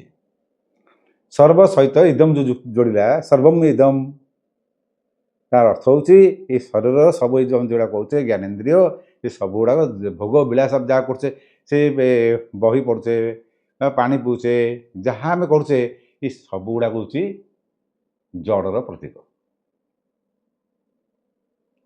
କିଛି ଚେତନା ନାହିଁ ତା ଦେହରେ। ସବୁଥିରେ ଚେତନା ଅଛି, ପୁଣି କିଛି କେଉଁଥିରେ ଚେତନା ନାହିଁ। ବ୍ରହ୍ମମୟ ଜଗତ, ଯେତେବେଳେ ବ୍ରହ୍ମ ଜାଣିଯିବ ତମେ ଏଣ୍ଟାୟାର ଜଗତ ବ୍ରହ୍ମମୟ ଦେଖାଯିବ। ପ୍ରକୃତି ଭିତରେ ତମେ ବ୍ରହ୍ମକୁ ଚିହ୍ନିଯିବ। ମେଞ୍ଚେ ହୀରା ଆଉ କାଚକୁ କାଟିକି ହୀରା ଭଳିଆ ଥୁଆ ହେଇଛି। ଆମେ କହିବା ତ କାଚଟା ଏଇଟା ଚକଚକ କରୁছে, ଏଇଟା ହୀରା ହେଇଥିବ ନା। କିନ୍ତୁ ଜହରି ଯଦି ଆସିବ, ମାନେ ଜହରି ମାନେ ଯେ ରତ୍ନ ଯିଏ ଚିହ୍ନେ, ଦେଖୁ କହିଦେବ ଯେ ଏଇ ହୀରାଟା, ଏଇଟା ହୀରା, ଏଇଟା କାଚ, ଆଉ ଏଇ ହୀରାଟା ବେଶୀ ଦାମ, ଏଇଟା କମ୍ ଦାମ, ଏଇଟା କୋହିନୂର ହୀରା, ଏସବୁ ସେ କହିଦେବ। କିଏ ସେ? ଜହରି। କିନ୍ତୁ ଆମେ କହିପାରିବାନି, କାହିଁକି ନା ଆମେ ହୀରା ଚିହ୍ନିବା ଜାଣିନେ। ସେମିତିକା ତତ୍ତ୍ୱଜ୍ଞାନୀ ଭିତରେ ଥିବା ବ୍ରହ୍ମକୁ ଚିହ୍ନିଯାଏ। ଯେମିତି ଆମେ କହୁଛେ ଯେ ଏଇ ସୁବର୍ଣ୍ଣ ଅଳଙ୍କାରଟା ତ ସୁନାରେ ତ ତିଆରି, ଏତିକି କିଲୋ ସୁନା ହେବ, ଏତିକି ଗ୍ରାମ ହେବ, ଏତିକି ଭରି ହେବ, ଦିଅ ଏତିକି ଭରି ହେଲେ ମୋର ଏତିକି ଭରିରେ ଗୋଟେ ମାଳି କରିଦିଅ, କାରଣ ମୁଁ ସୁନା ଦେଉଛି, ମାଳି କରିଦିଅ। ତେଣୁ ମାଳି ଗହଣାଟା ବାସ୍ତବ ରୂପ ନୁହେଁ, ବାସ୍ତବ ରୂପ ହେଲା ସୁନା। ତେଣୁ ଏମିତି ଯଦି ବାସ୍ତବ ରୂପ ପଡ଼ି ଯିବା, ସୁନାଟା କେଉଁଠି ଥିଲା ନା ଖଣି ଭିତରେ, ପୃଥିବୀ ଭିତରେ। ତତ୍ତ୍ୱ କେଉଁଠି ଯାଇ ପହଞ୍ଚିଲାଣି, ପୃଥିବୀ ତାହେଲେ ଏଠି ସତ୍ୟ, ଏଇଟା ସୁନା ମିଥ୍ୟା। ପୁଣି ପଥର ସାଙ୍ଗେ ମିଶିକି ଥାଏ, ସେ ଆଉଟା ହେଲା ପରେ ପଥର ଗୁଣ୍ଡ ଫୁଣ୍ଡ ସବୁ ବାହାରିଯିବ, ସେ ସୁନାଟା ଛଣା ହେଇକି ବାହାରିବ, ମାନେ 24 କ୍ୟାରେଟ୍ ସୁନା। ଆମେ ତାକୁ କହୁ ଅସରପି। ଆମ ମନ୍ଦିରରେ ଭାଷାରେ ଆମେ ତାକୁ ଅସରପି। ଅସରପି ମାନେ କିଛି ଖାଦ୍ୟ ମିଶା ହେଇନଥିବ। ସେମିତି ଆମେ ଯଦି ନେବା ଅସ୍ତ୍ରଶସ୍ତ୍ର, ଲୁହା ତାହେଲେ ମୂଳ ଜିନିଷ। ମାଟି ପାତ୍ରର, ମାଟି ଘରର ମୂଳ ହେଲା ମାଟି। ଏସବୁ ଗୁଡ଼ାକ ଆମକୁ ଦେଖାଯାଏ, ଆମେ ନେଇଯିବା। କିନ୍ତୁ ମାଟି ଭିତରେ ବ୍ରହ୍ମ କୋଉଠି ଅଛି, ତାକୁ ଜାଣିବା ବ୍ରହ୍ମ ତତ୍ତ୍ୱ ଜ୍ଞାନ ଜାଣିପାରିବ। ପ୍ରକୃତ ଜିନିଷ ଆମେ ଜାଣିବା କାହିଁକି ଭୁଲ କରୁ, ମନର ଆମ କଣ୍ଟ୍ରୋଲ ନଥାଏ। କଥାରେ ଅଛି, ଯାହାର ପୁଅକୁ ସାପ କାମୁଡ଼େ ତା ମା ପାଳ ଦୌଡ଼ି ଦେଖିଲେ ଡରେ, ନାଇଁ? ପାଳ ଦୌଡ଼ିଟେ ପଡ଼ିଥିବ, ମା କହିବେ ସାପ ସାପ ସାପ ସାପ। ନହେଲେ ଆମର ସନ୍ଥ ତୁଳସୀ ଦାସ ସେମିତି ସାପକୁ ଧରିକି ଚଢ଼ିଥିଲେ ରାତିରେ ଅନ୍ଧକାରରେ ସାପ ଝୁଲୁଛି, ସେ କେମିତି ଯିବେ, ସାପକୁ ଧରିକି ଚଢ଼ି ପଳେଇଲେ। ତାଙ୍କୁ ଜଣା ପଡ଼ିଲାନି ଯେ ଏଟା ସାପଟେ ବୋଲିକା, ଦେଖିଲା ଦୌଡ଼ି ଝୁଲିଛି, ତଳି ପଳେଇଲେ କ'ଣ ଅଛି। ସେମିତିକା ଆମର ଭ୍ରମ ସୃଷ୍ଟି ହୁଏ। ରାତିର ଅନ୍ଧକାରରେ ସାପ ଦୌଡ଼ି ଭଳିଆ, ଦୌଡ଼ି ସାପ ଭଳି ଲାଗେ। ଯାହା ପୁଅକୁ ସାପ କାମୁଡ଼େ ସେ ପାଳ ଦୌଡ଼ି ଦେଖିଲେ ଡରେ, ସାପ ସାପ କହିକିରି ଡରିବ। ଏଭଳି ଭାବରେ ଦେଖିବାକୁ ଗଲେ ଆମର ଭ୍ରମ ହେଉଛି ଆମର ମନ ଭିତରେ ଥାଏ। ଯଦି ମନ ଆମ କଣ୍ଟ୍ରୋଲ ରହିଲା, ମନ କଣ୍ଟ୍ରୋଲ କିଏ କରିବ? ବୁଦ୍ଧି ସାରଥି। ଆତ୍ମାନଂ ରଥନଂ ବିଧି, ଶରୀର ରଥ ବେଚ। ତାହେଲେ ବୁଦ୍ଧି, ଆତ୍ମା ଯେ ରଥ ହେଲା ଏଇ ଶରୀର, ସାର ଥିଲା ବୁଦ୍ଧି, ଧରିଛି ମନଟାକୁ। ତେଣୁ ବୁଦ୍ଧି ତୀବ୍ର ହେବା ଦରକାର। ବୁଦ୍ଧିକି ସତ୍ମାର୍ଗ ନେବା ପାଇଁ ପ୍ରଜ୍ଞା ଦରକାର। ଆପଣମାନେ ହୁଏତ ଜାଣିଥିବେ ମାମୁଁ ଭଣଜା ପାହାଡ଼, ଓଡ଼ିଶାରେ ଯେଉଁ ମାମୁଁ ଭଣଜା ପାହାଡ଼ ଅଛି, ମାମୁଁ ପାହାଡ଼ ଛୋଟ, ଭଣଜା ପାହାଡ଼ ବଡ଼। ସେ ଭଣଜା ପାହାଡ଼ଟା ବଢ଼ୁଛି, ମାମୁଁ ପାହାଡ଼ଟା କମୁଛି। କାରଣ ବର୍ତ୍ତମାନ ଯେଉଁ ପବନଟା ବହୁଛି, ଇଆଡ଼େ ଯଦି ବହିବ, ତାହେଲେ ଏଇ ଯେଉଁ ପବନଟା ବାଜିକିରି ପଥର ଗୁଡ଼ାକ ମାଟିରେ ପରିଣତ ହେଇକି ମାଟି ଧୂଳି ଯାଇକି ଲାଗିଲା ଆର ପାହାଡ଼ଟାରେ ଲାଗିକିରି ସେ ଆସ୍ତେ ଆସ୍ତେ ଧୂଳି ମାଟି ମଧ୍ୟ ପଥରରେ ପରିଣତ ହେଇଯିବ। ମାଟି ଗୋଟେ ଚାପିକି ରହିଲେ ପଥର ହେଇଯିବନି? ସମୁଦ୍ର କୂଳେ ବାଲି କାହିଁ ଦେଖାଯାଏ, ନଦୀ କୂଳେ ବାଲି କାହିଁ ଦେଖାଯାଏ? ସେ ଯେଉଁ ପଥରଟା ଭାସି ଆସେ, ସେ ଗୁଣ୍ଡ ଗୁଣ୍ଡ ହେଇକିରି ଆସିକି କୂଳରେ ଲାଗେ। ତେଣୁ ସମୁଦ୍ର ବାଲି ଦେଖିବେ, ଆମର ସେ ମୁହାଣ ପାଖ ଆଡ଼େ ଯିବେ, ସେ ବାଲିଟା ମୋଟା ମୋଟା, ମାନେ ବଡ଼ ସାଇଜ୍ ବାଲି ଦାନା। ଆମର ଏଇ ପୁରୀରେ ଯେଉଁ ବାଲି ସମୁଦ୍ର କୂଳ ଅଛି, ସେଠି ସାଧାରଣ ଷ୍ଟାଣ୍ଡାର୍ଡ଼ ବାଲି। ଚନ୍ଦ୍ରଭାଗା ଆଡ଼େ ଯିବେ ବାଲିଟାରେ ପାଉଡ଼ର ଭଳିଆ ହେଇଥିବ, କିନ୍ତୁ ସେଇ ସମୁଦ୍ର ସେଇ ସାଗର ବଙ୍ଗୋପସାଗର। ତେଣୁ ଈଶ୍ୱର ଯଦି ଚାହାନ୍ତି ବି ନିଜକୁ ମାରିବା ପାଇଁ ସେ ମାରିପାରିବେ ନାହିଁ, କାହିଁକିନା ଈଶ୍ୱର ନିଜେ ହିଁ ଅବିନାଶୀ। ସମଗ୍ର ବିଶ୍ୱ ବ୍ରହ୍ମାଣ୍ଡ ଯଦି ସୃଷ୍ଟି ହୁଏ ତାହେଲେ ଗୋଟିଏ ମାତ୍ର ସତ୍ୟ ହେଲା ଭଗବାନ। ଆମେ ଯେ ମୁଁ କହୁଛେ ଏଇଟା ଘଟ, ଏ ସାରା ଯଦି ନେବା ବିଶ୍ୱ ବ୍ରହ୍ମାଣ୍ଡକୁ ଘଟ, ମୁଁ କହୁଛେ ସେ ମୁଁ ମଧ୍ୟ ଆତ୍ମା ମଧ୍ୟ ସେ ବ୍ରହ୍ମର ସ୍ୱରୂପ, ଅହମ୍ ବ୍ରହ୍ମସ୍ମି। ତେଣୁ ସେ ଆତ୍ମାକୁ ଯଦି ଚାହିଁବ ଆତ୍ମାକୁ ମାରିପାରିବ କି? ଭଗବାନ ଚାହିଁବେ ଯେ ମୁଁ ଆତ୍ମାକୁ ମାରିଦେବି, ଆତ୍ମା ମରିବନି। ହଁ, ଏଇଆ ହବ, ଆତ୍ମାଟା ତାଙ୍କ ଦେହରେ ମିଶିଯିବ, ଆତ୍ମା ପରମାତ୍ମା ସାଙ୍ଗେ ଯୋଗ ହେଇଯିବ। ସେଇଥିପାଇଁ କହିଲା ଯେ ଯୋଗ ଶାସ୍ତ୍ରେ, ବିନା ଯୋଗରେ ଆମେ କେବେ ରହିପାରିବା ନାହିଁ। ଏଠି ବସିଛି ଏ ଶରୀର ଏ ଚୌକିରେ ଯୋଗ ହେଇକି ଅଛି, ଏଇଟା ଧରିଲି ଗୀତା ବହିଟିକି, ଏ ଶରୀର ଏ ବହିଟା ମୋ ଶରୀର ସାଙ୍ଗେ ଯୋଗ ହେଇଗଲା, ହାତ ସାଙ୍ଗେ ଯୋଗ ହେଲା। ତେଣୁ ମଲା ପରେ କ'ଣ ହବ? ଆତ୍ମା ପୁଣି ଚେଷ୍ଟା କରିବ ଯୋଗ ହେବି, କାହା ସାଙ୍ଗେ ଯୋଗ ହେବି? ତାର ପ୍ରକୃତି ନେଇକିରି। ତାର ପ୍ରକୃତି ଯଦି ହେଇଥିବ ବଳଦ ଭଳିଆ, ଏଇ ବଳଦ ହେଇକି ଜନ୍ମ ହବ। ତାର ପ୍ରକୃତି ଥିବ ଯଦି ଏଇ ଯେଉଁ ବିଷ୍ଠା ମାଛ ଭଳିଆ, ସେ ବିଷ୍ଠା ମାଛ ହେଇ ଜନ୍ମ ହବ। ଯଦି ମହୁ ମାଛ ଭଳିଆ ହେଇଥିବ ତାହେଲେ ମହୁ ମାଛ ହେଇ ଜନ୍ମ ହବ। ତେଣୁ ମଣିଷ ସ୍ୱଭାବତଃ ନିଜର ପୂର୍ବ ଜନ୍ମର ବହୁ ପୂର୍ବ ଜନ୍ମର ସଂସ୍କାର ନେଇକରି ଆସିଥାଏ, ଯାହାକୁ ଆମେ ପ୍ରାରବ୍ଧ କହୁ। ପ୍ରାରବ୍ଧ ନେଇକି ଲୋକ ଜନ୍ମ ନିଏ। ତେଣୁ ଉଚ୍ଚ କୂଳେ ଯାହା ବାଟ ମଧ୍ୟ ବି ପ୍ରାରବ୍ଧ, କିନ୍ତୁ କର୍ମ ବର୍ତ୍ତମାନ ତୁମ ହାତରେ ଅଛି। ବର୍ତ୍ତମାନର କର୍ମ, ଭବିଷ୍ୟତ ତୁମ ହାତରେ ଏଇଥିପାଇଁ ଅଛି। ମୁଁ କହିବି ଯେହେତୁ ବର୍ତ୍ତମାନ ତୁମେ ଯାହା କରିବ, ଯାହା ଚିନ୍ତା କରିବ, ସେ ଅନୁସାରେ ତୁମ ଭବିଷ୍ୟତ ଗଢ଼ିବ। ତେଣୁ ବ୍ରହ୍ମସ୍ୱରୂପ ଆତ୍ମା ହିଁ ନିଜେ ପୂର୍ଣ୍ଣ କ୍ରିୟା ରହିତ ଅଟେ। ମନେ ରଖନ୍ତୁ, କ୍ରିୟା ହେଲା ମାନେ କାରଣ ଥିବ, କାରଣ ହେଲା ମାନେ ବିନାଶ ଥିବ, ଉତ୍ପନ୍ନ ହେଲା ମାନେ ବିନାଶ ଥିବ, ସୃଷ୍ଟି ହେଲା ମାନେ ନାଶ ଥିବ। ତେଣୁ ଆତ୍ମା ହେଲା କ୍ରିୟା ରହିତ। ଆତ୍ମା ଉପରେ ଆବରଣ ରହିଛି, ଆବରଣ ଉପରେ ଆବରଣ, ଆମେ ତାକୁ ଗୋଟେ ଗୋଟେ କାଢ଼ିଲେ ଯାଇକରି ଆତ୍ମା ଉପଲବ୍ଧି ହେବ। ସମୁଦ୍ର ମନ୍ଥନ ବେଳେ ପ୍ରଥମେ କ'ଣ ହେଲା? ବିଷ, କାଳକୂଟ ବିଷ। ସେ ବିଷ ଯିଏ ସବୁ ସର୍ବଗ୍ର ସଂସାରକୁ ଧ୍ୱଂସ କରିଦେଲା ଭଳିଆ ବିଷ। ହିଂସା, ଈର୍ଷା, କ୍ରୋଧ, ଲୋଭ, ମୋହ, ଏସବୁ ଗୁଡ଼ାକ। ସେ ବିଷୟକୁ କିଏ ପାନ କରିପାରିବ? ଜଣେ, ସେ ହେଲା ଶିବଶଙ୍କର, ସ୍ୱୟଂ ସଦାଶିବ ନୀଳକଣ୍ଠ। କ୍ରିୟା ରହିତ ହେଲା ଆତ୍ମା। ପରମାତ୍ମା ମଧ୍ୟ କ୍ରିୟା ରହିତ ଆମେ କହିବା, ପରମାତ୍ମା ଅବିନାଶୀ, ତାହେଲେ କ୍ରିୟା ରହିତ, ଅବଶ୍ୟ କ୍ରିୟା ରହିତ। ଜଗନ୍ନାଥକୁ ଦେଖୁନ, ଜଗନ୍ନାଥ କରୁଛନ୍ତି କ୍ରିୟା ରହିତ, ବସନ୍ତି ଆସେ ଆରାମସେ। ଆମେ କହିବା ଖାଲି ଦିନ ରାତି ବସିଛି, ସେଇଥିରେ ସେ ଶୋଇ ପଡ଼ୁଛି, ସେଇଥିରେ ସେ ଉଠି ଯାଉଛି, ସେଇଥିରେ ସେ କରୁଛି, କ'ଣଟା କରୁଛି? କ୍ରିୟା ରହିତ। ହରି ଶୟନ ହବ, ହରି ଉଠିବା ଭିତରେ ହରିଙ୍କର ବେଶୀ ପୂଜା। କାରଣ ଏଇ ଯେଉଁ ଜଡ଼ ଶରୀର ଯେତେବେଳେ ସୁପ୍ତ ହେଇଯାଏ, ଭିତରେ ଥିବା ଯେଉଁ ଶକ୍ତି ସହସ୍ର ଗୁଣା ବଢ଼ିଯାଏ। ସେଥିପାଇଁ ରଥ ଉପରେ ଥିବା ଏକାଦଶୀ, ଶୟନ ଏକାଦଶୀ, 2 ମାସ ପରେ ପାର୍ଶ୍ୱ ପରିବର୍ତ୍ତନ, ତା 2 ମାସ ପରେ ଏ କାର୍ତ୍ତିକ ପୂର୍ଣ୍ଣିମାକୁ ସେ ଉଠିବେ। ତା ଭିତରେ ପ୍ରଭୁଙ୍କର ଯାବତୀୟ କାମ ସରିଯିବ। ପ୍ରଶ୍ନ ଆସେ, ଅସତ୍ ସତ୍ ପଦାର୍ଥ କ'ଣ? ଯେଉଁଟା ଆଗରୁ ବି ମୁଁ ବୁଝାଉଥିଲି। କିଏ ସୃଷ୍ଟି କଲା, କିଏ ପୁଣି ବିନାଶ କଲା?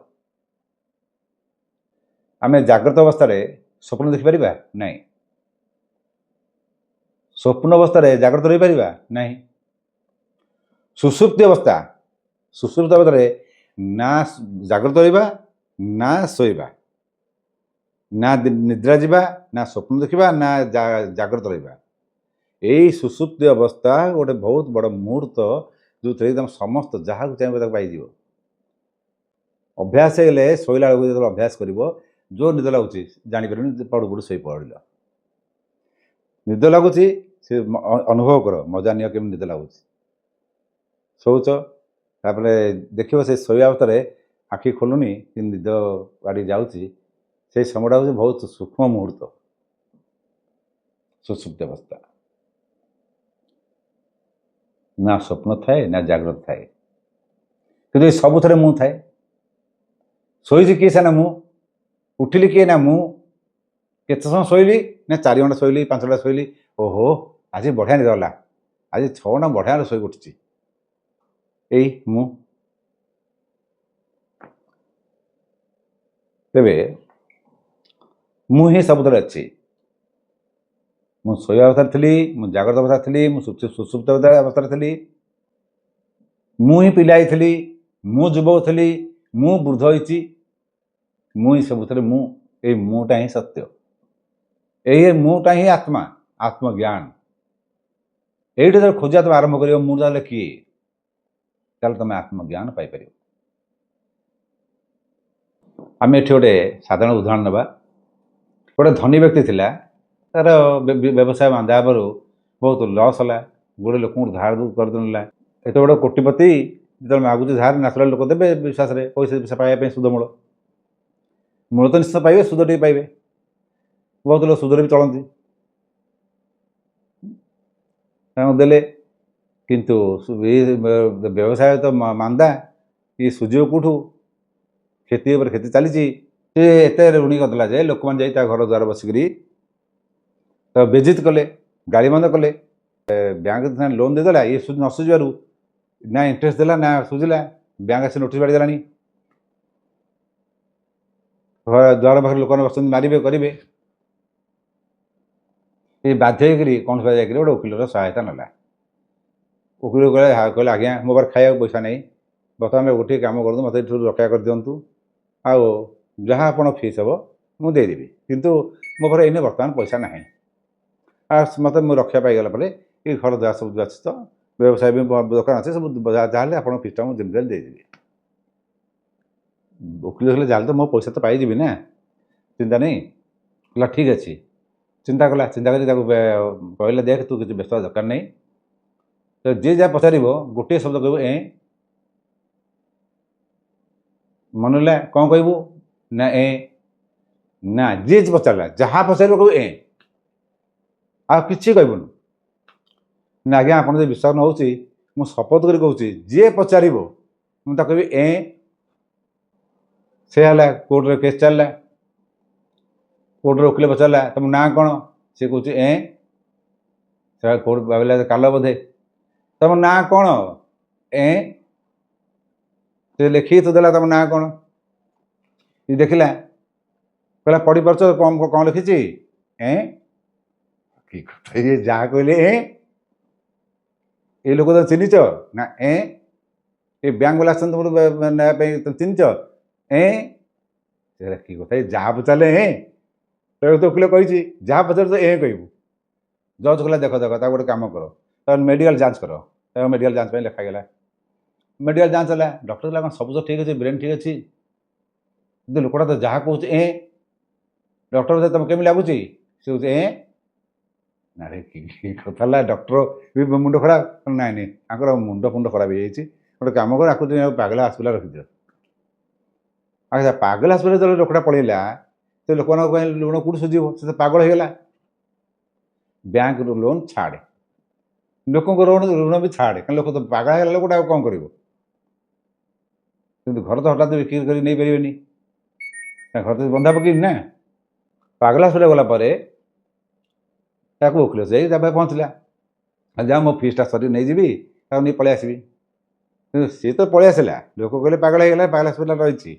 ଓକିଲ କହିଲା ଆପଣ ତ ବର୍ତ୍ତମାନ ସୁରକ୍ଷିତ ହେଇଗଲେ, ସେଫ୍ଟି ହେଇଗଲେ, ଆପଣ ଲୋନ୍ ଫୋନ୍ ସବୁ ଉଡ଼େଇ ଦେଇଛି, ବ୍ୟାଙ୍କ ବାଲା ଆଉ ତାକୁ ସୁଝିବା ଦରକାର ନାହିଁ, ଲୋକ ନେଇ ତାକୁ ନେବେନି, ଆଉ ମୋ ଫିସ୍ଟା ମଧ୍ୟ ଦିଅ। ସେ କହିଲା ନାଇଁ, ଆରେ ମୋ ଫିସ୍ଟା ମଧ୍ୟ ଦିଅ ନା, କି କଥା ଇଏ, ଆରେ ମୋ ଫିସ୍ଟା ମୋତେ ଦେବନି, ଆରେ ମାରିଦେଲା ରେ, ମୋରି ବିଦ୍ୟା ମୋରି ପୁରା ଆପ୍ଲାଏ ହେଇଗଲା ରେ। ନାଇଁ ଯା, ନିରାଶ ହେଇକି ଲୋକ ବିଚରା। ଆଜି କ'ଣ କରିବ ଓକିଲଟା, କି ଯେଥର ପଚାରୁଛି ମୋ ପଇସା ଦେବନି ମୋତେ, ମୁଁ ତ ଭଲ ଏ ଶିଖିଲି।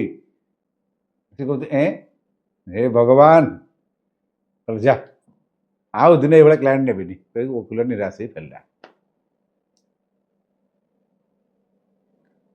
ତମକୁ ଭଗବାନ ମିଳିଗଲେ, ମଣିଷ ରୂପ ଦେଇଦେଲେ, ସଦ୍ଗୁରୁ ମିଳିଗଲେ, ସଦ୍ ଜ୍ଞାନ ଦେଇଦେଲେ, ବିବେକ ଦେଇଦେଲେ। ଯେତେବେଳେ ସେ ପଚାରିବେ, ଚାହେଁ ସେ ଭଗବାନ ହୁଅନ୍ତୁ, ସେ ଗୁରୁ ବି ହୁଅନ୍ତୁ, ତମେ କହିବେ ସେ କ'ଣ କହିବ ପ୍ରଭୁ? ସେ ଗୁରୁ ବି କ'ଣ କହିବ? କ'ଣ ବେକାର ହେଲା, ମୁଁ ଅପାତ୍ର ଦାନ କଲି।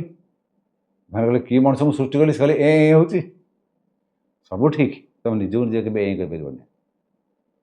ତମେ ତ ବାସ୍ତବରେ ପାଗଳା ନୁହଁ। ତୁମେ ଜାଣିଛ ତମେ କ'ଣ କହୁଛ। ତମେ ଜାଣିଛ ଯେ କବାଟ ତମେ ଶିଖି ଯାଇଛ ଖସିବା ପାଇଁ, କିନ୍ତୁ ନିଜେ ପାଗଳା ନୁହଁ, ଏଇଟା ତ ଭଲ ଭାବରେ ଜାଣିଛ। ତେଣୁ ମଣିଷ ନିଜେ ନିଜକୁ କେବେ ଭୁଲ କହିପାରିବ ନାହିଁ, ମିଛ କହିପାରିବ ନାହିଁ। ସେ ନିଜେ ନିଜକୁ ଆଉ କରିପାରିବ ନାହିଁ। ଏହି ହେଲା ବାସ୍ତବ। ବାସ୍ତବ ଯାହା ସେୟା ହିଁ ରହିବ। ବୁଦ୍ଧଦେବଙ୍କ ପରିଭାଷାରେ ସତର ପରିଭାଷା ଟିକେ ଅଲଗା, ଯାହାଦ୍ୱାରା ସଂସାରର ବ୍ୟବହାରିକ ସିଦ୍ଧି ହୋଇଥାଏ। ସଂସାରର ବ୍ୟବହାର ସିଦ୍ଧି ତା ମାନେ ତମେ ଟଙ୍କା ନେଇକି ଦୁନିଆରେ ଖର୍ଚ୍ଚ କରିଦେଲ, ଟଙ୍କାଟା ଚଳିଲା, ସଉଦାପତ୍ର ଆଣିଲ, ପନିପରିବା ଆଣିଲ, ଏସବୁ ହେଲା ତାମାନେ ଟଙ୍କାଟା ହେଉଛି ସତ୍। କିନ୍ତୁ ସେଇ ଟଙ୍କାଟା ତମେ ନେଇକି ଆମେରିକା କହିବ ଚଳିବ, ହେବନି। ସେ ଟଙ୍କା ନେଇକି ତମେ କହିବ ମୁଁ ଜାପାନରେ ଚଲେଇବି, ହେବନି।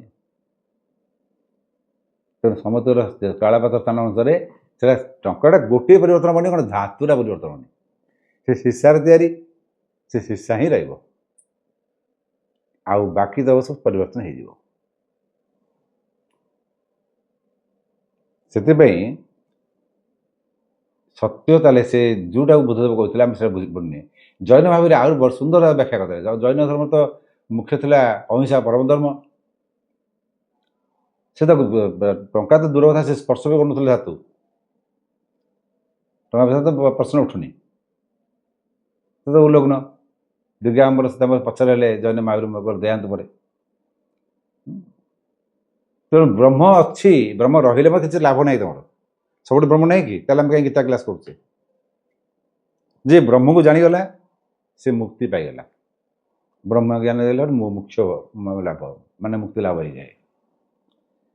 ସତ୍କୁ ଜାଣିଗଲା ତାହେଲେ ତାର ମୃତ୍ୟୁ ନାଶ ହେଇଗଲା। ତାର ଜାଣିଗଲା ଏଇ ଦୁନିଆ ସତ୍ୟଟା ହେଲେ ଏଇଆ, ତାର ମୃତ୍ୟୁ ଆଉ ନାହିଁ। ସେ ମୃତ୍ୟୁ ସତ୍ୟ ଜାଣୁଛୁ ନା, ମୃତ୍ୟୁ ସତ୍ୟ, ଜନ୍ମ ସତ୍ୟ। କ'ଣ ତାର ମୃତ୍ୟୁର ମୂଲ୍ୟ ନାହିଁ, ଜନ୍ମର ମୂଲ୍ୟ ନାହିଁ। ତ ଯେ ସତ୍କୁ ଜାଣିଗଲା ତାର ମୃତ୍ୟୁ ତାର ନାଶ ହେଇଗଲା। ଯେ ସତ୍ ଚିତ୍ ରୂପରେ ଜାଣିଲା ତାର ଅଜ୍ଞାନ ନାଶ ହେଇଗଲା। ଯେ ସଚିତ୍ ଆନନ୍ଦ ରୂପରେ ଜାଣିଲା ତାର ଦୁଃଖ ନାଶ ହେଇଗଲା।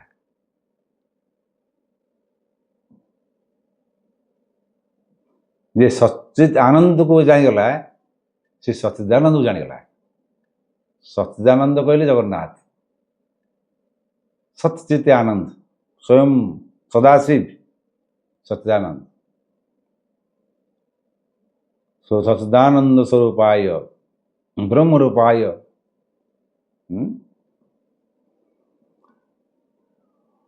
ମୃତ୍ୟୁର ଭୟରେ ମଣିଷ ଦୁଃଖୀ ହୁଏ ଏବଂ ଅଜ୍ଞାନୀ ବି ହୋଇଯାଏ। ମୃତ୍ୟୁ ଡରରେ ଦୁଃଖ ବି ପାଏ, ଅଜ୍ଞାନ ତାର ଜ୍ଞାନ ବି ଲୋପ ପାଇଯାଏ। ଯିଏ ଅଜ୍ଞାନ ହୋଇଯାଏ ତାକୁ ତ ଦୁଃଖ ଆଉ ମୃତ୍ୟୁର ଭୟ ଲାଗି ରହିଥାଏ। ଯିଏ ଦୁଃଖୀ ହୋଇଯାଏ ସେ ଦୁଃଖ, ମୃତ୍ୟୁ ଓ ଅଜ୍ଞାନୀ ତିନି ଜାଗାରେ ଭୟ ଲାଗି ରହିଯିବ। ଦୁଃଖୀ ହେଇଗଲା ନା, ତାର ମଣିଷ ତାକୁ ଜ୍ଞାନ କ'ଣ ବୁଝିବ? ସେ ଶୁଣିବାକୁ ଚାହିଁବନି, ସେ ଫୁଲ୍ ଡିପ୍ରେସନ୍ ପଳେଇଥିବ। ମୃତ୍ୟୁକୁ କିଏ ବିରୋଧ କରେ? ସତ୍ୟ ବିରୋଧ କରେ। ମୃତ୍ୟୁ ସତ୍ୟର ବିରୋଧୀ, ଅଜ୍ଞାନ ଚିତ୍ର ବିରୋଧୀ, ଦୁଃଖ ଆନନ୍ଦର ବିରୋଧୀ, ଏସବୁ ତାର ପରସ୍ପର ବିରୋଧୀ। ତେଣୁ ଆମେ ଏଠି ଜିନିଷ ଦେଖିଲେ, ଇନ୍ଦ୍ରିୟର ବିନା ସାହାଯ୍ୟରେ, ମନର ଭାବରେ, ବୁଦ୍ଧିର ବିଚାରରେ ନିର୍ଣ୍ଣୟ ଆମେ କରୁ। ଇନ୍ଦ୍ରିୟ ସାହାଯ୍ୟରେ ଆମେ ଦେଖିବା ନା, ଦେଖିବା ଶୁଣିବା କରିକିରି ଦେଖିସାରିଲା ପରେ ଆମେ ମନରେ ଚିନ୍ତା କରିବା, ଭାବିବା, ତାର ବୁଦ୍ଧି ଦ୍ୱାରା ଆନାଲିସିସ୍ କରିକିରି ଆମେ ନିର୍ଣ୍ଣୟ ନେବା ଯେ ହଁ ଏ କାମଟି କରିବା କି ନ କରିବା। ତେଣୁ ଏଇ ତିନୋଟି ସମସ୍ତଙ୍କର ପ୍ରକାଶମାନ। ଯଦି ମନ ନାହିଁ ତାହେଲେ ଇନ୍ଦ୍ରିୟମାନେ ବେକାର। ଅନ୍ୟ ମନସ୍କ ଗଛ ଆଖିରେ ଦେଖୁଥିବ ଜାଣିପାରୁନଥିବ, ଶୁଣୁଥିବ ବୁଝିପାରୁନଥିବ କ'ଣ କ'ଣ ମୁଁ ଅନ୍ୟ ମନସ୍କ ଥିଲି ତ ମୁଁ ଜାଣିପାରିନି। ଯଦି ଇନ୍ଦ୍ରିୟ ନାହିଁ ମନରେ କେମିତି ଜାଣିବ? ସେ ହେଲେନ୍ କେଲେନ୍ ହନ୍ତୁ ସେ ଗଳାରେ ହାତ ରଖିକିରି କହୁଥିଲେ ସ୍ପର୍ଶ କରିକିରି। ତା ବି ନଥିବ ଇନ୍ଦ୍ରିୟ ତାହେଲେ କ'ଣ କରିବ? ବୁଦ୍ଧି ନଥିବ, ସବୁ ବେକାର। ଇନ୍ଦ୍ରିୟ ଥିଲେ ବେକାର, ମନ ଥିଲେ ବେକାର, ସବୁ ବେକାର। এই ତିନୋଟି ଯାକ ପ୍ରକାଶମାନ ଅଟେ। ଏହାକୁ ନିରାଶ କରିବା ପାଇଁ ବ୍ରହ୍ମା ନିଜେ ସ୍ୱୟଂ ଅସମର୍ଥ। ତେଣୁ ଶ୍ରୁତି କହେ ସ୍ୱତଃ ନ ନାଶଃ ପରତୋ ନ ନାଶଃ। କାକୌଲୁକ ନିଷେଧାୟଂ ସଂସାର ଜ୍ଞାନ ଆତ୍ମବେଦିନୋ। ପେଚାକୁ ଦିନରେ ଛାଡ଼ିଦେବ, ପେଚା କ'ଣ କହିବ? ଏଇଟା ରାତି ହେଇଛି। ଦିନଟା ତା ପାଇଁ ରାତି, ପେଚା ପାଇଁ ରାତି ହେଲେ ସବୁ ହଁ ଏଇଟା ସବୁ ଦେଖାହେଉଛି, ଏଇଟା ଦିନ। କାକୌଲୁକ ମାନେ ପେଚା, କାହାକୁ ରାତି ଛାଡ଼ିବ? ରାତି କୁଆଡ଼େ ଯିବ? ବସାକୁ ଯାଉଛି ନା, ମୁଁ ମତେ ଦେଖାଯାଉନି ଏଠି। ଏମିତି ତ କାଉ ଟିକେ ଟେରା ଗୋଟାଏ ଟାଇମ୍ ଦେଖିବ। ଦିନ ହେଲା ମାନେ ତାର କାଉ କା ବୋବିବ। ତେଣୁ କାଉ ପାଇଁ ଦିନଟା ହେଉଛି ସୂର୍ଯ୍ୟ ଉଦୟ ହେଲେ ଦିନ, ପେଚା ପାଇଁ ସୂର୍ଯ୍ୟ ଉଦୟ ହେଲେ ରାତି। ଏହିପରି ଅଜ୍ଞାନୀ ସଂସାରକୁ ହିଁ ବ୍ରହ୍ମଜ୍ଞାନ ଭାବେ। କ'ଣ ଅଛି? ବ୍ରହ୍ମ କିଏ? ବ୍ରହ୍ମାକୁ ଦେଖିଛି? କିଏ ଭଗବାନ ଦେଖିଛି? ଇଏ ଖାଅ ପାଇଁ ମଜା କରେ, ଏଇ ସଂସାର ରୁହ, ଆନନ୍ଦ କରୁଥାଉ ମନ। ସଂସାର ଥିବ ଯେତେ ଦିନ ଆନନ୍ଦ କରୁଥିବ ମନ। ଭାଗବତ ବାଣୀ କହିବ। ସିଏ ଭାଗବତରେ କେଉଁ ଦୃଷ୍ଟିରୁ କହିଛି? ଇଏ କହିବେ ଖାଇବା ପିଇକିରି ଖାଇ ପିଇକି ଆନନ୍ଦ କରିବା। ଦେହ ଖରାପ ହେଇଥିବ ଆଉ ଆନନ୍ଦ କରୁଥିବ ମନ। ଆମ ଜେଜେବା, ଆମ ନିଜ ଜେଜେବା ସ୍ୱର୍ଗତ କୁଳମଣି ବଡ଼ପଣ୍ଡା, ସେ ତାଙ୍କ ଗଇ ହେଇଯାଏ କାନରେ, ତାକୁ ଶୁଣାଯାଏନି। ତେଣୁ ଗଇଟା କଢ଼ା ହେଲେ ତାକୁ ଶୁଣାଯିବ। ତାଙ୍କର ତ ଜମିଦାରୀ ଥିଲା, ସାତ ଲୋକ ସବୁ ଆଗ ବସେଇ ଥାଆନ୍ତି। କି ଜଣେ ତେଲ ମାଲିସ କରିବ, ଜଣେ ଗାଧୋଇ, ଜଣେ ପୋଛିବ, ସେ ହାତରେ ପୋଛି ବି ହୁଅନ୍ତିନି। ତେଣୁ ତାଙ୍କର ଗଇ ହେଲେ ସେ ଗଇ କାଢ଼ିବା ପାଇଁ ସ୍ୱତନ୍ତ୍ର ବାରିକ ବି ଥାଏ। ଡକ୍ଟର ଆସିଲା, ତାଙ୍କର କ'ଣ ତାଙ୍କ ଦେହ ଅସୁସ୍ଥ ଲାଗିଲା, ଡକ୍ଟର ଆସିଲା, ତାକୁ କହିଲେ, ଦେଖିଲା, କହିଲେ ଆଜ୍ଞା ଆପଣ କୋଲେଷ୍ଟ୍ରଲ ବଢ଼ିଯାଇଛି, ଆପଣ ଘିଅ ଖାଇବେନି। ସେ ସଦାବେଳେ ରାତିରେ ପାପୁଡ଼ିରେ ତିଆରି ଖଜା ଖାଇବେ। ପାପୁଡ଼ି ଆପଣ ଜାଣିଛନ୍ତି ତ, ଯେଉଁ କ୍ଷୀରର ପ୍ରଥମ ଫେଣ୍ଡକୁ ବୋଳିକିରି ଯେଉଁ ଗୋଟେ କରାଯାଏ ସର ଭଳିଆ, ପୁରା ପ୍ଲେଟ୍ ଭଳିଆ। ମୋର ତ ଭାରି ପ୍ରିୟ ସେଇଟା। ତେଣୁ ପାପୁଡ଼ିରେ ସେ ପାପୁଡ଼ିଟା ଖାଇବାକୁ ଚିକଣ, ସେଥିରେ ପୁଣି ଖଜା କରିକି ଖାଆନ୍ତି ରାତିରେ। ତାଙ୍କ ରାତିର ଡିନରଟା ହେଉଛି ସେଇଟା, ପାପୁଡ଼ି ଖଜା। ସିଏ ଡକ୍ଟର କହିଲେ ପାପୁଡ଼ି ଖାଇବନି, ମାନେ ଏଗୁଡ଼ା ସବୁ କିଛି ଖାଇବନି। ଇଏ କହିଲେ କ'ଣ କହିଲୁ? ନା ଆଜ୍ଞା ଆପଣ ଏଗୁଡ଼ା ସବୁ ଖାଇବେନି। ନା କ'ଣ ଖାଇବେ ତାହେଲେ? ନା ଏ ସିଝା ଖାଇବେ, ଅମୁକ ଖାଇବେ, ସମୁକ ଖାଇବେ। କହିଲେ ମୁଁ ଏଇଗୁଡ଼ା ଖାଇବି, ଏଗୁଡ଼ା ଖାଇବିନି। ସେ ଡାକ୍ତରକୁ ମାଇଲେ ଗୋଟିଏ ଚଟଣି ଢୋ। ଡକ୍ଟର କହିଲେ ଆଜ୍ଞା ମୋତେ କେହି ମାଇଲେ? ନା ଆରେ ଶୁଣ, ତୁ ଡକ୍ଟର ହେଇଛୁ ପିଲା ଟିକେ। ଭାଗବତ କ'ଣ କହୁଛି? ସଂସାରରେ ବଞ୍ଚିଥିବୁ ଯେତେ ଦିନ ଆନନ୍ଦ କରୁଥିବୁ ମନ। ଡକ୍ଟର କହିଲେ ଆଜ୍ଞା ମୋର ହେଇଗଲା, ମୁଁ ମୋ କାମ କରିଦେଲି, ମୋତେ ଆଜ୍ଞା ଯିବାକୁ ଦିଅନ୍ତୁ, ନହେଲେ ଆଉ ମାଡ଼ ଖାଇବାକୁ ମୋର ଇଚ୍ଛା ନାହିଁ। ଡକ୍ଟର ବିଦାୟ ନେଇ ପଳେଇଲା। ତାପରେ ଆସିଲେ ଜେଜେ ବାବା, କହିଲେ ଏଇ ମୋ ଆଗ ଗଇଟା କାଢ଼େ। ଆଜି ବେଶୀ ମାନେ ସେତେବେଳେ ତ କିଛି ରୋଜଗାର ଜାଣନ୍ତିନି ନା, ଆଉ ମନ୍ଦିର ବି ଏତେ ଇନକମ୍ ନଥିଲା। ତେଣୁ ଖଣ୍ଡେ ଜମି ବିକା ହେବ, 500 ଟଙ୍କାରେ 500 ଏକର। କ'ଣ ରାତିରେ ଖିଆ ହେବ ପାପୁଡ଼ି ଖଜା। ଜମି ବିକା ହେବ ପାପୁଡ଼ି ଖଜା ଟିକେ ଖାଇବା ପାଇଁ। ମୋ ବାବା କହିଲେ ତମେ ଏମିତି ଖାଅନି, ମରିଯିବ। ଶେଷରେ ସେ କହିଲେ, ସତ କଥା ଖୋଲିକି କହିଦେଲେ, କହିଲେ ତୁ ମୋତେ ବଞ୍ଚିବାକୁ ଦେ ନା, ମୁଁ ମରିଯାଏ, ମୁଁ ଖାଇ ମରିଯାଏ, ମୋତେ ବଞ୍ଚିବାକୁ ଦେ ନା। କହିଲେ ବଞ୍ଚିଲେ ମୁଁ ସବୁ ଖାଇଦେବି, ଆଉ ତମମାନଙ୍କ ପାଇଁ କିଛି ରହିବନି। ହଜାର ଏକର ତେଣୁ ସମ୍ପତ୍ତି ମୁଁ ସବୁ ବିକି ଖାଇଦେବି, କାରଣ ମୁଁ ନ ଖାଇଲେ ରହିପାରିବିନି। ଦେଖନ୍ତୁ ଗୋଟେ ଲାଳସା କେମିତି କରୁଛି। ମୁଁ ନ ଖାଇଲେ ରହିପାରିବିନି, ତେଣୁ ତୁମମାନେ କିଛି ପାଇବନି, ତେଣୁ ମରିଗଲେ ହିଁ ତୁମମାନଙ୍କ ପାଇଁ ଲାଭଦାୟକ। ବାସ୍ତବିକ ସେୟା ହେଲା। ମରିଗଲା ବେଳେ ଯିଏ ଯାହା ତାକୁ କିଏ ଗୋଡ଼ ମୋଡ଼ୁଥିଲା, ତୁ ନେ ଏତିକି ଏକର ରହିବୁ, ଯିଏ ଯାହା ସେବା ସମସ୍ତେ କିଛି କିଛି ଜମି ଦେଇ ଦେଇଛନ୍ତି। ଯାହା ତାଙ୍କ ଇଚ୍ଛା ସେ କଲେ ଅଲଗା କଥା, କିନ୍ତୁ ବାସ୍ତବ କ୍ଷେତ୍ରରେ ଯେଉଁ କୂଳରେ ପରମ୍ପରାରେ ସେ ଅବଶ୍ୟ ପୁଅ ହେଇକି ଆସିଥିଲେ, ସିଏ ତାଙ୍କ ବାବା ବୋଧେ ଜଳଧର ବଡ଼ପଣ୍ଡା ସେ ବି ପୁଅ ହେଇକି ଆସିଥିଲେ। ଆମର ସାଧାରଣତଃ ଭାବରେ ଆମର ଯେଉଁ ମୁଖ୍ୟ ସେବାୟତମାନେ ଥାଆନ୍ତି ସେ ସବୁ ତାଙ୍କର କୂଳବୁଡ଼ା ଗାଦି କୁହାଯାଏ। ଆମର ପୁଅମାନେ ରହନ୍ତିନି। ସେ ତାଙ୍କର ଯେଉଁ କର୍ତ୍ତବ୍ୟ, ତୁମେ ବଡ଼ ମହାନାୟକ, ତୁମେ ବଡ଼ପଣ୍ଡା, ତୁମେ ନିଜେ ତାଙ୍କର ସେ ଯେଉଁ ରକ୍ଷଣାବେକ୍ଷଣ କରିଥାନ୍ତେ, ଏଇ ଯେଉଁ ଅନାବଶ୍ୟକ ଭାଗବତ ବାଣୀର ଦୁରୁପଯୋଗ, ଆଉ ବଞ୍ଚିଯିବୁ ଯେତେ ଦିନ ଆନନ୍ଦ କରୁଥିବ ନା, ଏମିତି ଆନନ୍ଦ କରୁ କରୁ ରୋଗ ଭୋଗୀ ମରିଯିବା, ଏଇଟା କେଉଁ ଆନନ୍ଦର ସିମ୍ବଲ? ଦୁର୍ଭାଗ୍ୟ। ବାସ୍ତବିକ କ୍ଷେତ୍ରରେ ଆପଣ ଯଦି ମନ୍ଦିର ଯାଇ ଦେଖନ୍ତୁ, ଆମେ ସମସ୍ତଙ୍କୁ ବହୁ ପୁଣ୍ୟ ବଳରେ ସେବାୟତ କୂଳ ଜନ୍ମ ହେଲେ, ଅର୍ଥ ପଛରେ ଗୋଡ଼େଇକି ତାଙ୍କ କୂଳର ଧର୍ମ ଭୁଲିଗଲେ। ଯେଉଁ ପ୍ରାରବ୍ଧ ସେ ଜନ୍ମେଇଛନ୍ତି ତାକୁ ବଢ଼ିଆ ପରିବର୍ତ୍ତେ ତାକୁ କ୍ଷୁଣ୍ଣ କରୁଛନ୍ତି। ଆଉ ମୃତ୍ୟୁ ପରେ କ'ଣ ହେବ ନା, ସେ ଯେଉଁ ଧନ ହେଉଛନ୍ତି ସେ ଧନୀ ଘରେ ଜନ୍ମ ହେବେ। ଆଉ ଯେଉଁମାନେ ସବୁ ଚାହୁଁଥିବେ ଯେ ଆମେ ଭଗବାନ ସେବା କରିବୁ, ସେମାନେ ଭଗବାନ କୂଳ ଜନ୍ମ ହେବେ। ଏହା ହିଁ ବାସ୍ତବତା। ସେ ମୋହଗ୍ରସ୍ତ ହେଇଗଲା, ସେ କ'ଣ କରିବ? ମାୟାକୁ ହିଁ ସତ୍ୟ ଭାବିବ। ଏଇଟା ହିଁ ସତ୍ୟ। ପାଣି ହିଁ ସତ୍ୟ, ଆକାଶ ହିଁ ସତ୍ୟ। ଆକାଶ କୁ ସତ୍ୟ? ଆକାଶର କେଉଁ ରଙ୍ଗ ଅଛି? ଏଇ ଯେଉଁ ପାଣି ଗୁଡ଼ା ବାଷ୍ପ ହେଇକି ଯାଉଛି, ସେ ବାଷ୍ପ ଗୁଡ଼ାକ ସେ ଆକାଶରେ ରହୁଛି, ସେଗୁଡ଼ାକ ତା ଦେହରେ ଆକାଶଟା ନୀଳ ଦେଖାଉଛି। କାରଣ ସୂର୍ଯ୍ୟ ଯେଉଁ ରଶ୍ମି ଆସୁଛି, ସେ ରଶ୍ମିରେ ବ୍ଲୁ କଲର୍ଟା ତ ବେଶୀ ଦୂର ଯାଇପାରେନି, ରହିଯାଏ। ହଳଦିଆ ଆଉ ଲାଲ କଲର୍ଟା ପଳେଇ ଆସେ, ଅରେଞ୍ଜ କଲର୍ଟା ତାଠୁ ଶୀଘ୍ର ଆସେ ହଳଦିଆଟା। ସେଥିପାଇଁ ହଳଦିଆ କଲର୍ଟା ଆମେ ସାଧାରଣତଃ ଖରା ପଡ଼ିଲେ ହଳଦିଆ ହଳଦିଆ ସୁନିଲି ଖରା ବୋଲି କହୁ, ମାନେ ସୁନା ରଙ୍ଗ ଭଳି ଦେଖାଯାଏ। କିନ୍ତୁ ବ୍ଲୁ କଲର୍ଟା ରହିଯାଏ, ନୀଳ ବର୍ଣ୍ଣଟା ରହିଯାଏ। ତ ନୀଳ ଆକାଶ ନୀଳ ଦେଖାଯାଏ। କାହାକୁ ନେଇକି ନୀଳ ଦେଖାଯାଏ? ବାଦଲକୁ ନେଇକିରି। ଯଦି ଆକାଶକୁ ଫାଡ଼ିଦେବା ନା, କାଟିଦେବା, ତାହେଲେ ଉପରେ ମହାକାଶ। ମହାକାଶ ଅନ୍ଧାର, କଳା, ଶୂନ୍ୟ ଶୂନ୍ୟ। ମହାକାଶରେ ନା ଦିଗ ଅଛି ନା କ'ଣ ଅଛି, ଶୂନ୍ୟ, ନା ଆଦି ଅଛି ନା ଅନ୍ତ ଅଛି। ତାହେଲେ ସଂସାରରୁ ମୁକ୍ତି ପାଇଁ ରାସ୍ତା କ'ଣ? ଗୋଟିଏ ରାସ୍ତା। ଗୋଟିଏ ହେଲା ଜାଣିବାର ଇଚ୍ଛା, ଜିଜ୍ଞାସୁ ହେବା ଦରକାର, ମୁମୁକ୍ଷୁ ହେବା ଦରକାର। ମୁମୁକ୍ଷୁ ନହେଲେ ମୁକ୍ତିର ରାସ୍ତା ପାଇପାରିବ ନାହିଁ, ଜିଜ୍ଞାସୁ ନହେଲେ ପାଇପାରିବ ନାହିଁ।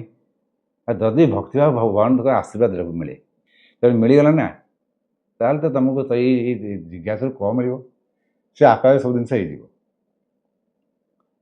ଗୋଟେ ଛୋଟ ପିଲା ଆଉ ମା', ପିଲାଟିକି ଛାଡ଼ି ଦେଇଥିବ ମା', ସେ ଦେଖୁଥିବ ଯେ ପିଲାଟି କ'ଣ କରୁଛି। ଦୁଇଟା ବଲ୍ କଣ୍ଢେଇ ପକେଇଥିବ, ସେ ପିଲାଟି ଖେଳୁଥିବ, ତାର ସେ ଇଆଡ଼େ ବସିକି ରୋଷେଇ କରୁଥିବ। ସେ ନିର୍ଦ୍ୱନ୍ଦ ହେଲା ଯେ ମୋ ପିଲା ଖେଳୁଛି, ରୋଷେଇ କଲା, ତଥାପି ମଝିରେ ମଝିରେ ହଣୁଥିବ ପିଲା କ'ଣ କରୁଛି। ପିଲା ଯଦି ପାଣି ପାଖକୁ ପଳାଉଛି, ଧାରକୁ ପଳାଉଛି, ଦୌଡ଼ିକି ଆସିକି ତାକୁ ଧରି ପକାଉଛି ମା'। ସେମିତି ଆମେ ଯଦି ଛୋଟ ପିଲା ଭଳିଆ ହେଇ ଆସିଯିବା, ଆମର ମା' କିଏ? ଭଗବାନ। ଭଗବାନ ସଦାବେଳେ ପାଇଁ ନଜର ରଖିଛନ୍ତି ମୋ ପିଲାମାନେ କ'ଣ କରୁଛନ୍ତି। ଯିଏ ତାକୁ ବିଶ୍ୱାସ କରୁଛି ତାକୁ ବି ରଖିଛନ୍ତି, ଯିଏ ବିଶ୍ୱାସ ନ କରୁଛି ତାକୁ ବି ରଖିଛନ୍ତି। ପାର୍ଥକ୍ୟ ଏଇଆ, କିଏ ତାଙ୍କୁ ଜାଣିପାରୁଛି, କିଏ ଜାଣିପାରୁନି। ଯିଏ ଜାଣିପାରିଲା ସେ ତତ୍ତ୍ୱଦର୍ଶୀ, ସେ ପ୍ରତି ମୁହୂର୍ତ୍ତେ ଜଗିଛନ୍ତି। ଯଦି ଆମେ ଧାରକୁ ପଳାଉଛେ, ଅବାଟକୁ ପଳାଉଛେ, ଆବେଲେ ପଳେଇବା। ଯଦି ଆମେ ନ ଜାଣିକି ଦୌଡ଼ି ପଳେଇବା, ପଡ଼ିଯିବା। ଏମିତି ବହୁତ କେସରେ ପିଲା ପଡ଼ିବା ତୁମେ ଦେଖିଥିବ। ମା' ହେ ହେ କହି ଆସିଲେ ର କହି ଆସିଲା ବେଳକୁ ପିଲା ଡେଇଁ ପଡ଼ିବ, ହେ ହେ କରି ହସିକି ଡେଇଁ ପଡ଼ିବ, ଉଚ୍ଚ ସ୍ଥାନ ତଳେ ପଡ଼ି ପିଲା ମରିବା ବି ଜାଣିଥିବ। ତେଣୁ ଆମେ ପୂର୍ଣ୍ଣ ସମର୍ପିତ ହେଇଯିବା, ମା' ବୋଲି ଡାକ ପକେଇବା, ତାହେଲେ ସେଇ ଜଗନ୍ନାଥ ମଧ୍ୟ ମା' ରୂପରେ ପଳେଇ ଆସିବେ। ଆଉ ମା' ଆଉ ଛୋଟ ପିଲା ଭିତରେ ଯେଉଁ ସମ୍ପର୍କ, ଭଗବାନ ଆମ ଭିତରେ ସେଇ ସମ୍ପର୍କ। ପ୍ରତି ମୁହୂର୍ତ୍ତରେ ଗୋଟେ ନଜର ରଖିଛନ୍ତି ଯେ ମୋ ପିଲା କ'ଣ କରୁଛି। ଦୁର୍ଭାଗ୍ୟ ଆମେ ଜାଣିପାରୁନି। ଠିକ୍ ଅଛି। ସେଥିପାଇଁ ତ ଯେ ଏଇ ଶ୍ଲୋକରେ କ'ଣ କହିଲା, ଜେନ ସର୍ବମିଦମ୍ ତତମ୍। ଏଇ ଯେଉଁ ଜେନ ସର୍ବମିଦମ୍ ତତମ୍ଟା ତିନି ପ୍ରକାର ଜାଗାରେ ବ୍ୟବହାର କଲା। ଗୋଟେ ପରେ ଏଠି କହିଲା ଶରୀରକୁ ନେଇକିରି, ସେଠି କହିଲା ଈଶ୍ୱରକୁ ନେଇକିରି। ସେଠି ନେଲା ଈଶ୍ୱର ଯେ ନିଜର ପ୍ରକୃତ ଚିନ୍ତାଧାରା ଅନୁସାରେ ଈଶ୍ୱର। ସାତ୍ଵିକ ଲୋକ କେମିତି ପୂଜା କରିବ ନା ଶ୍ରଦ୍ଧା ଭକ୍ତିରେ। ରାଜସୀ ଲୋକ କେମିତି ପୂଜା କରିବ ଗର୍ବର ସହିତ କର୍ମକାଣ୍ଡି ଯଜ୍ଞ ତପ କରିକିରି। ତାମସୀ ଲୋକ କେମିତି ପୂଜା କରିବ ନା ବଳି ଫଳି ଦେଇ ରକ୍ତ ଫକ୍ତ ଦେଇ ସିଏ ସିଏ ମାନେ ତାମସିକ। ଆଜିକାଲି ଦେଖୁଛ ତ ମାନେ କଠୋର ତପସ୍ୟା, ନିଆଁ ଗରମ ଦିନରେ ନିଆଁ ପାଖରେ ଠିଆ ହେଇ, ଶୀତ ଦିନରେ ବରଫ ଉପରେ ଠିଆ ହେଇ ସେ ତପସ୍ୟା କରି ଏମିତି କରି ସେ କହିବ ଇଏ ତପସ୍ୟା, ଏଇ ଦ୍ୱାରା ଭଗବାନ ପ୍ରସନ୍ନ ହେବେ। କିଏ ଦୁର୍ଗାଙ୍କୁ ପୂଜା କଲାଣି, କିଏ ଶିବକୁ ପୂଜା କଲାଣି, କିଏ କାଳୀକୁ ପୂଜା କଲାଣି, ତ କିଏ ଗଣେଶକୁ, କିଏ ଜଗନ୍ନାଥକୁ, ତ କିଏ ଜଗନ୍ନାଥ ପୂଜା ନାହିଁ, ବ୍ରହ୍ମର ପୂଜା ନଥାଏ। ବିଷ୍ଣୁଙ୍କୁ, କିଏ ରାମକୁ, ତ କିଏ କୃଷ୍ଣଙ୍କୁ, କିଏ ରାଧାକୁ, ତ କିଏ ସରସ୍ୱତୀ କି। କଣ ମିଳିବ ସେଥିରୁ? ବ୍ରହ୍ମ ତ ଗୋଟେ ନା, ଏକ ବ୍ରହ୍ମ ଦ୍ୱିତୀୟ ନାସ୍ତି। ଆମେ ଏଇଠି ହିଁ ଭୁଲ କରିଦେବୁ।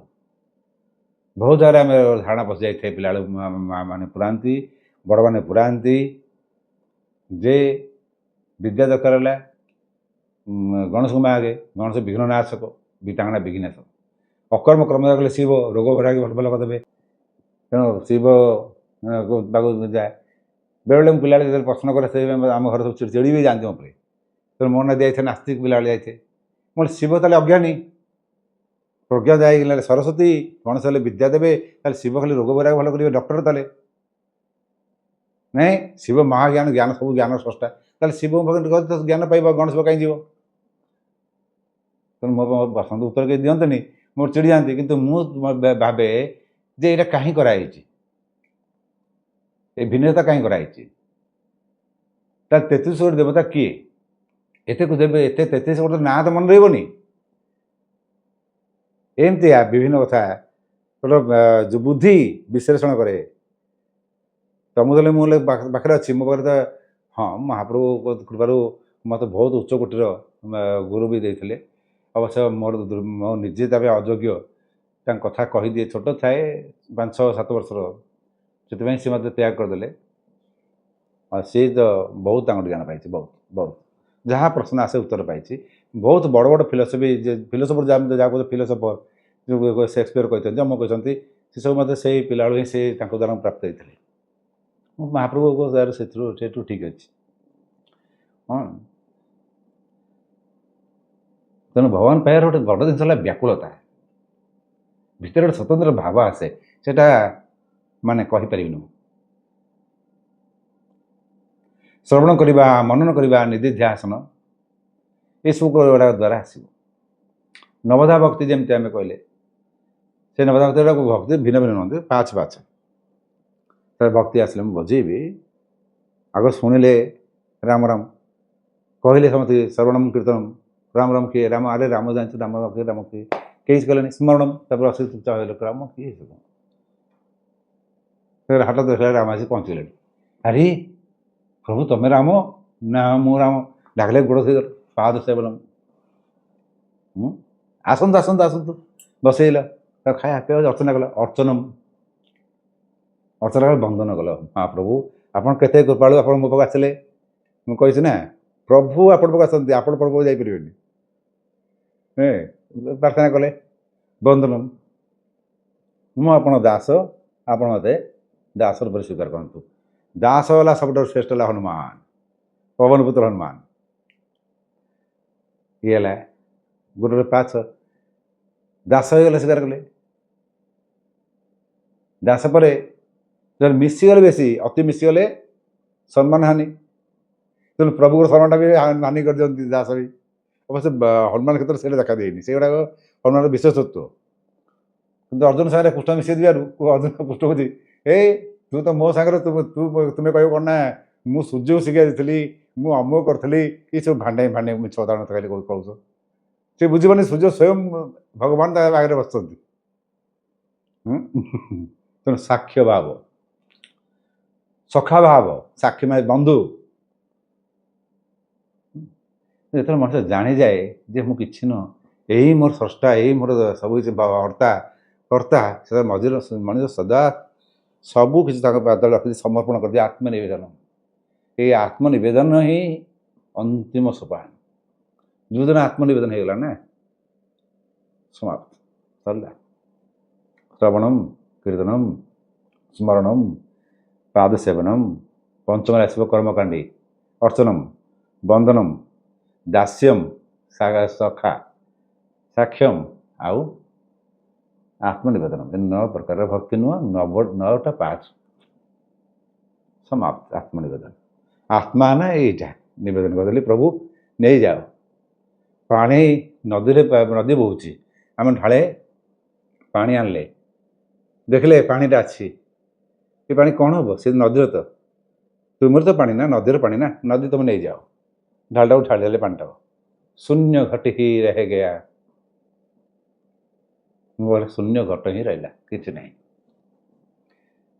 पानी कबीर गोटे बढ़िया पानी थाए घट घट में पानी गोटे कुआर आसला किंतु किए बाल्टी पुरी किए ढाल पुरी किए गरार पुरी पात्र अनुसार तार पानी पानी तो गोटे ना आम समस्त भर चेतन शक्ति गोटे कहीं तुम सुदूर होता है ब्राह्मण होता है से कुकुर होता है बिली होता है पशुपक्षी जहाँ होता कीटपत जहाँ होता चेतन से परम ब्रह्म तो तादर अच्छी ना ताकरी तो रश्मि ना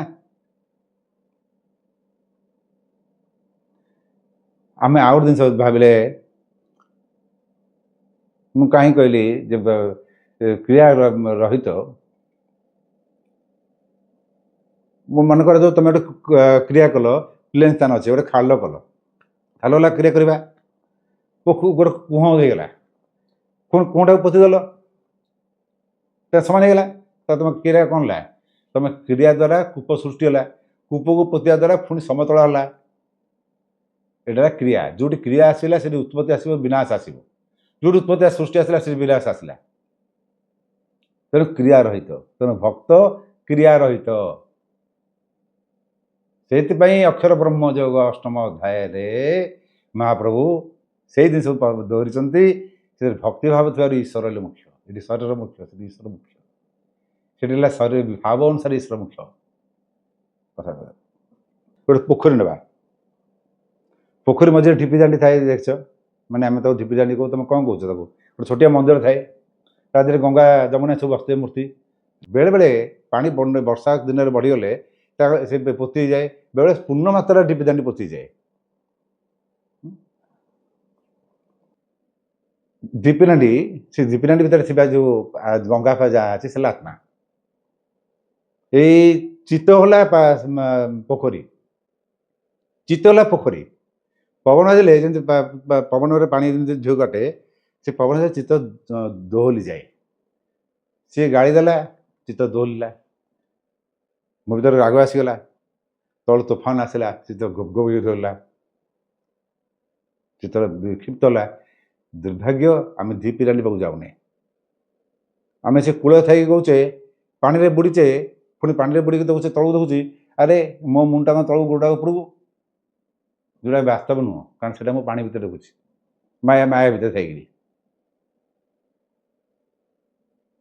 तेना बाहर दुख मुझे कहूँ ना गला थरक दुख कौट आसे बाहर आसो मन मन मन ग्रहण कले दुख पाइला पुणी भर जागृत कला ना क्रोध आम भर अच्छी ना ईर्षा आम भर अच्छी यही जिनस को बुझापी मुझे तुमको ये आज बहुत समय गलानी आउ थर कहवा तेणु शब्द है नित्य जहाँ मीमांसा कहे शब्द के नाश हुए ना ये सारा ब्रह्मांड शब्दमय ब्रह्मांड आम जहाँ शब्द कले से सब ब्रह्मांड रहा से नष्ट है ना कि शब्द द्वारा सृष्टि होता कार्य विनाश हो कारण कार्य सृष्टि है तो विनाश हो मुझे तुमको कहली जे अरे तुम मंदिर तैयारी कर तो मंदिर तैयारी कल मु मरीगली मो पिला मरीगला ता पिला मरीगला 3-4 वर्ष पर देखला से मंदिर भी विनाश हो तेणु शब्द कहला जे ए मंदिर पुणा मंदिर भांग नुआ मंदिर कर पुणी पुणा मंदिर भंगा नुआ मंदिर तैयारी है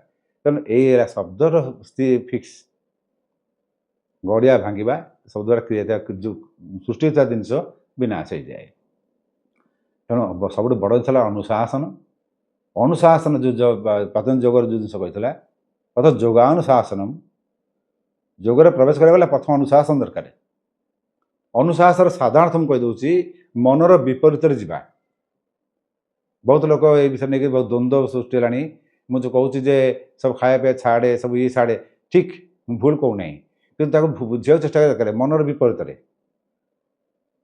ମନ କହିବ ଥାଉ ଆଜି ଦିନ ଯାଉ କାଲି କରିଦେଲେ ହେବ ପରଦିନ ତ ଅଛି ଆଉ, କିନ୍ତୁ ନା ମନ ବିପରୀତ ଆଜି କରିବି ପରଦିନ ଥାଉ ଆଜି ସାରିଦେବା କାମଟାକୁ। ତାପରେ ଦେଖିବେ ଏଇନେ ତ କିଛି କାମ ନାହିଁ ନା ଏଇନେ ଆଜି କରିପାରିଲେ ଏଇନେ କେন କରିବି। ତେଣୁ ଆମର ପ୍ରବଚନ ଥାଏ ଯେ କାଲ କା କାମ ଆଜ କର ଆଜ କା କାମ ଅଭି କର। ତେଣୁ ଅନୁଶାସନ ରହିବା ଦରକାର। ଯେଉଁ ଲୋକର ଅନୁଶାସନ ନାହିଁ, ଚାहे ସେ ସ୍ୱାସ୍ଥ୍ୟ ମାନଙ୍କୁ ମୁଁ କହିବି ମୋ ସ୍ୱାସ୍ଥ୍ୟ ବଳବାନ ହେବ, ମୁଁ ବ୍ୟାୟାମ କରିବି, ଖାଦ୍ୟ ଖାଇବି, ସେ ଅନୁସାରେ ବିଶ୍ରାମ ନେବି। ଯଦି ସେ ଅନୁସାରେ କାର୍ଯ୍ୟ ନ କରିବି, ଅଧିକା ଶୋଇବି ବା ଅଧିକା କମ୍ ଶୋଇବି, ଖାଦ୍ୟ ଠିକ୍ ନ ଖାଇବି, ତାହେଲେ ସ୍ୱାସ୍ଥ୍ୟ ବାହାରିବନି, ସ୍ୱାସ୍ଥ୍ୟ ରୋଗଣା ହେଇଯିବ। ବ୍ୟାୟାମ କରିବିନି ସ୍ୱାସ୍ଥ୍ୟ କ'ଣ ହେବ, ପେଟା ମୋଟା ହେଇ ବାହାରିବି। ମୁଁ ବୁଦ୍ଧିମାନ ହେବି, ଜ୍ଞାନୀ ହେବି, ବହି ପଢ଼ିବା ଦରକାର, ମନନ କରିବା ଦରକାର, ଚିନ୍ତନ କରିବା ଦରକାର। ସେଇଭଳି ଜାଣିଥିବା ଲୋକମାନଙ୍କ ପାଖକୁ ଯାଇ ପଚାରିକି ତାର ଅର୍ଥ ବୁଝିବା ଦରକାର, ତାହେଲେ ଜ୍ଞାନ ବଢ଼ିବ। ଆଉ ଖାଲି ବସି ପଡ଼ିଲେ ଇଚ୍ଛା କରିଦେଲେ ହେଇଯିବ, ଏଇଟା ଅସମ୍ଭବ। ପ୍ରଥମେ ଇଚ୍ଛା ହେଲା ତାର ବୀଜ, ଆଉ ସବୁଆଡ଼େ ତାର ଡାଳପତ୍ର। ମଞ୍ଜି ହେଲା ଇଚ୍ଛା। ଆଗ ଇଚ୍ଛା ଜାଗ୍ରତ ହେଲା ପରେ ଯାହା କରିବ। ଏଇ ଇଚ୍ଛା ଜାଗ୍ରତ ହେଲେ ଅନୁଶାସନ। ଯଦି ଅନୁଶାସନ ରହିଲା, ଲକ୍ଷ୍ୟ ନ ଭୁଲିଲ, ତାହେଲେ ତୁମକୁ କେହି ବି ସେଠୁ ବାହାର କରିପାରିବେ ନାହିଁ। ଆମର ପୁରାଣରେ ଯାହା ସବୁ ବର୍ଣ୍ଣନା ହେଇଛି, ଇନ୍ଦ୍ର ବାଧା ସୃଷ୍ଟି କରୁଛି, ଲକ୍ଷ୍ୟ ଭୁଲୁ ନାହିଁ ରାବଣ। ନା ମୁଁ ତପସ୍ୟା କରିବି, ଚାहे ସେ ଇନ୍ଦ୍ର ମୋର କ'ଣ କରୁଛି କରୁ, ଆଗ ମୁଁ ସିଦ୍ଧି କଲା ପରେ ତତେ ଆଗ ଦେଖିବି ରହିଥା, ତୁ ଯାହା କରୁଛୁ କରି ଯାଇନି, ତତେ ମୁଁ ଏଇନେ ସହିବିନି, ବର ମିଳିଯାଉ ତା ତତେ ଆଗ ମାରିବି। ସେଇଥିପାଇଁ ରାକ୍ଷସ ଇନ୍ଦ୍ରକୁ ଆଗ ବାଡ଼ାନ୍ତି, ଯାଇକିରି ଇନ୍ଦ୍ରପୁର ଦଖଲ କରନ୍ତି। ବିଳାସ ବେସନ ସ୍ୱର୍ଗ ଦଖଲ କରିବେ। ସେ ସ୍ୱର୍ଗ ତ ଅଛି କି ନାହିଁ ସେ ପଛ କଥା, କିନ୍ତୁ ଆଗ ତ ଆମେ ନେବା ଯେ ଲକ୍ଷ୍ୟ। ରାକ୍ଷସ ହେଲେ ବି ଲକ୍ଷ୍ୟ ହେଲା ମୁଁ ବର ପ୍ରାପ୍ତି ହେବି, ଚାहे ସେ ଯାହା ହେଉଛି ହେଇଯାଉ। ଏଇ ଲକ୍ଷ୍ୟକୁ ରହିବ ଜୀବନରେ, ଅନୁଶାସନ ରହିବ। ଯେ ତପସ୍ୟା କରନ୍ତି ସେ ଦ୍ୟାଟ୍ ଇଜ୍ ଅନୁଶାସନ। ସେଟା ହେଲା ଅନୁଶାସନ। ଗୋଟେ ନିର୍ଦ୍ଦିଷ୍ଟ ପ୍ରୋସେସରେ ତାଙ୍କ ଗୁରୁ କହିଥିବା ପଦ୍ଧତିରେ ତପ କରନ୍ତି। ଆଉ ମନୁଷ୍ୟ ଯାଇ ଗୋଟେ ଲୋକ ଠିଆ ହେଇଯିବ ରାମ ରାମ ରାମ ରାମ ରାମ ରାମ, ତାହେଲେ ତ ହେଇଯାଆନ୍ତା, ଗୁରୁ ଦରକାର ପଡ଼ନ୍ତାନି। ତେଣୁ ସିଏ ଯାଇକି ଗୁରୁ ଗୋଟେ ପଦ୍ଧତି ଶିଖିଲା, ଅନୁଶାସନରେ ରହିକି ତପସ୍ୟା କଲା, ବର ନିହାତି ପାଇବ। ବ୍ରହ୍ମା କ'ଣ, ବ୍ରହ୍ମା ଆସନ ଆମର ବର୍ଣ୍ଣନା ବି ହେଇଛି, ଆସନ ଟଳମଳ ହେବ। ବର ନଦେଲେ ସମ୍ଭାଳି ପାରିବେନି ବ୍ରହ୍ମା ଦୌଡ଼ିକି ଆସିବେ। ସମ୍ଭାଳି ପାରିବେନି ଶିବ ଦୌଡ଼ିକି ଆସିବେ। ସେ ମୋତେ ଆହୁରି ଭୋଳାନାଥ, ଟିକେ କ'ଣ ସନ୍ତୁଷ୍ଟ ହେଇଯିବେ, ତାକୁ ଦେଇଦେବେ ବର। ସେ ମନ ବିଚିତ୍ର ଯିବ।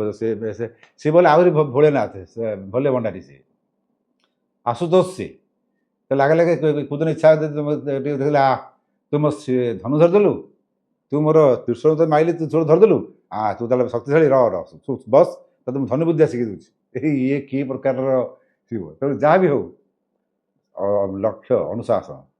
ଆଉ ଅନୁଶାସନ ନ ରହିକି ତୁମେ କହିବ ମୁଁ ଜୀବନର ମୁଁ ଲକ୍ଷ୍ୟରେ ପହଞ୍ଚିବି, ଯଦି ପହଞ୍ଚିଯାଅ ତାହେଲେ ସବୁ ତୁମ ସୌଭାଗ୍ୟ, ପୂର୍ବ ଅର୍ଜିଲା କର୍ମଫଳ, ନହେଲେ ପହଞ୍ଚି ପାରିବନି। ଆମେ ବହୁତ ଆଜି ବହୁତ ସମୟ ହେଇଗଲା, ଏଠି ରହିବା। जय जगन्नाथ। अगर आपको यह वीडियो पसंद आया हो तो हमारे चैनल रामचंद्र बड़पांडा सामंता ऑफिशियल को लाइक, शेयर और सब्सक्राइब करें। नए वीडियो की अपडेट पाने के लिए बेल आइकन को दबाना न भूलें। जय जगन्नाथ।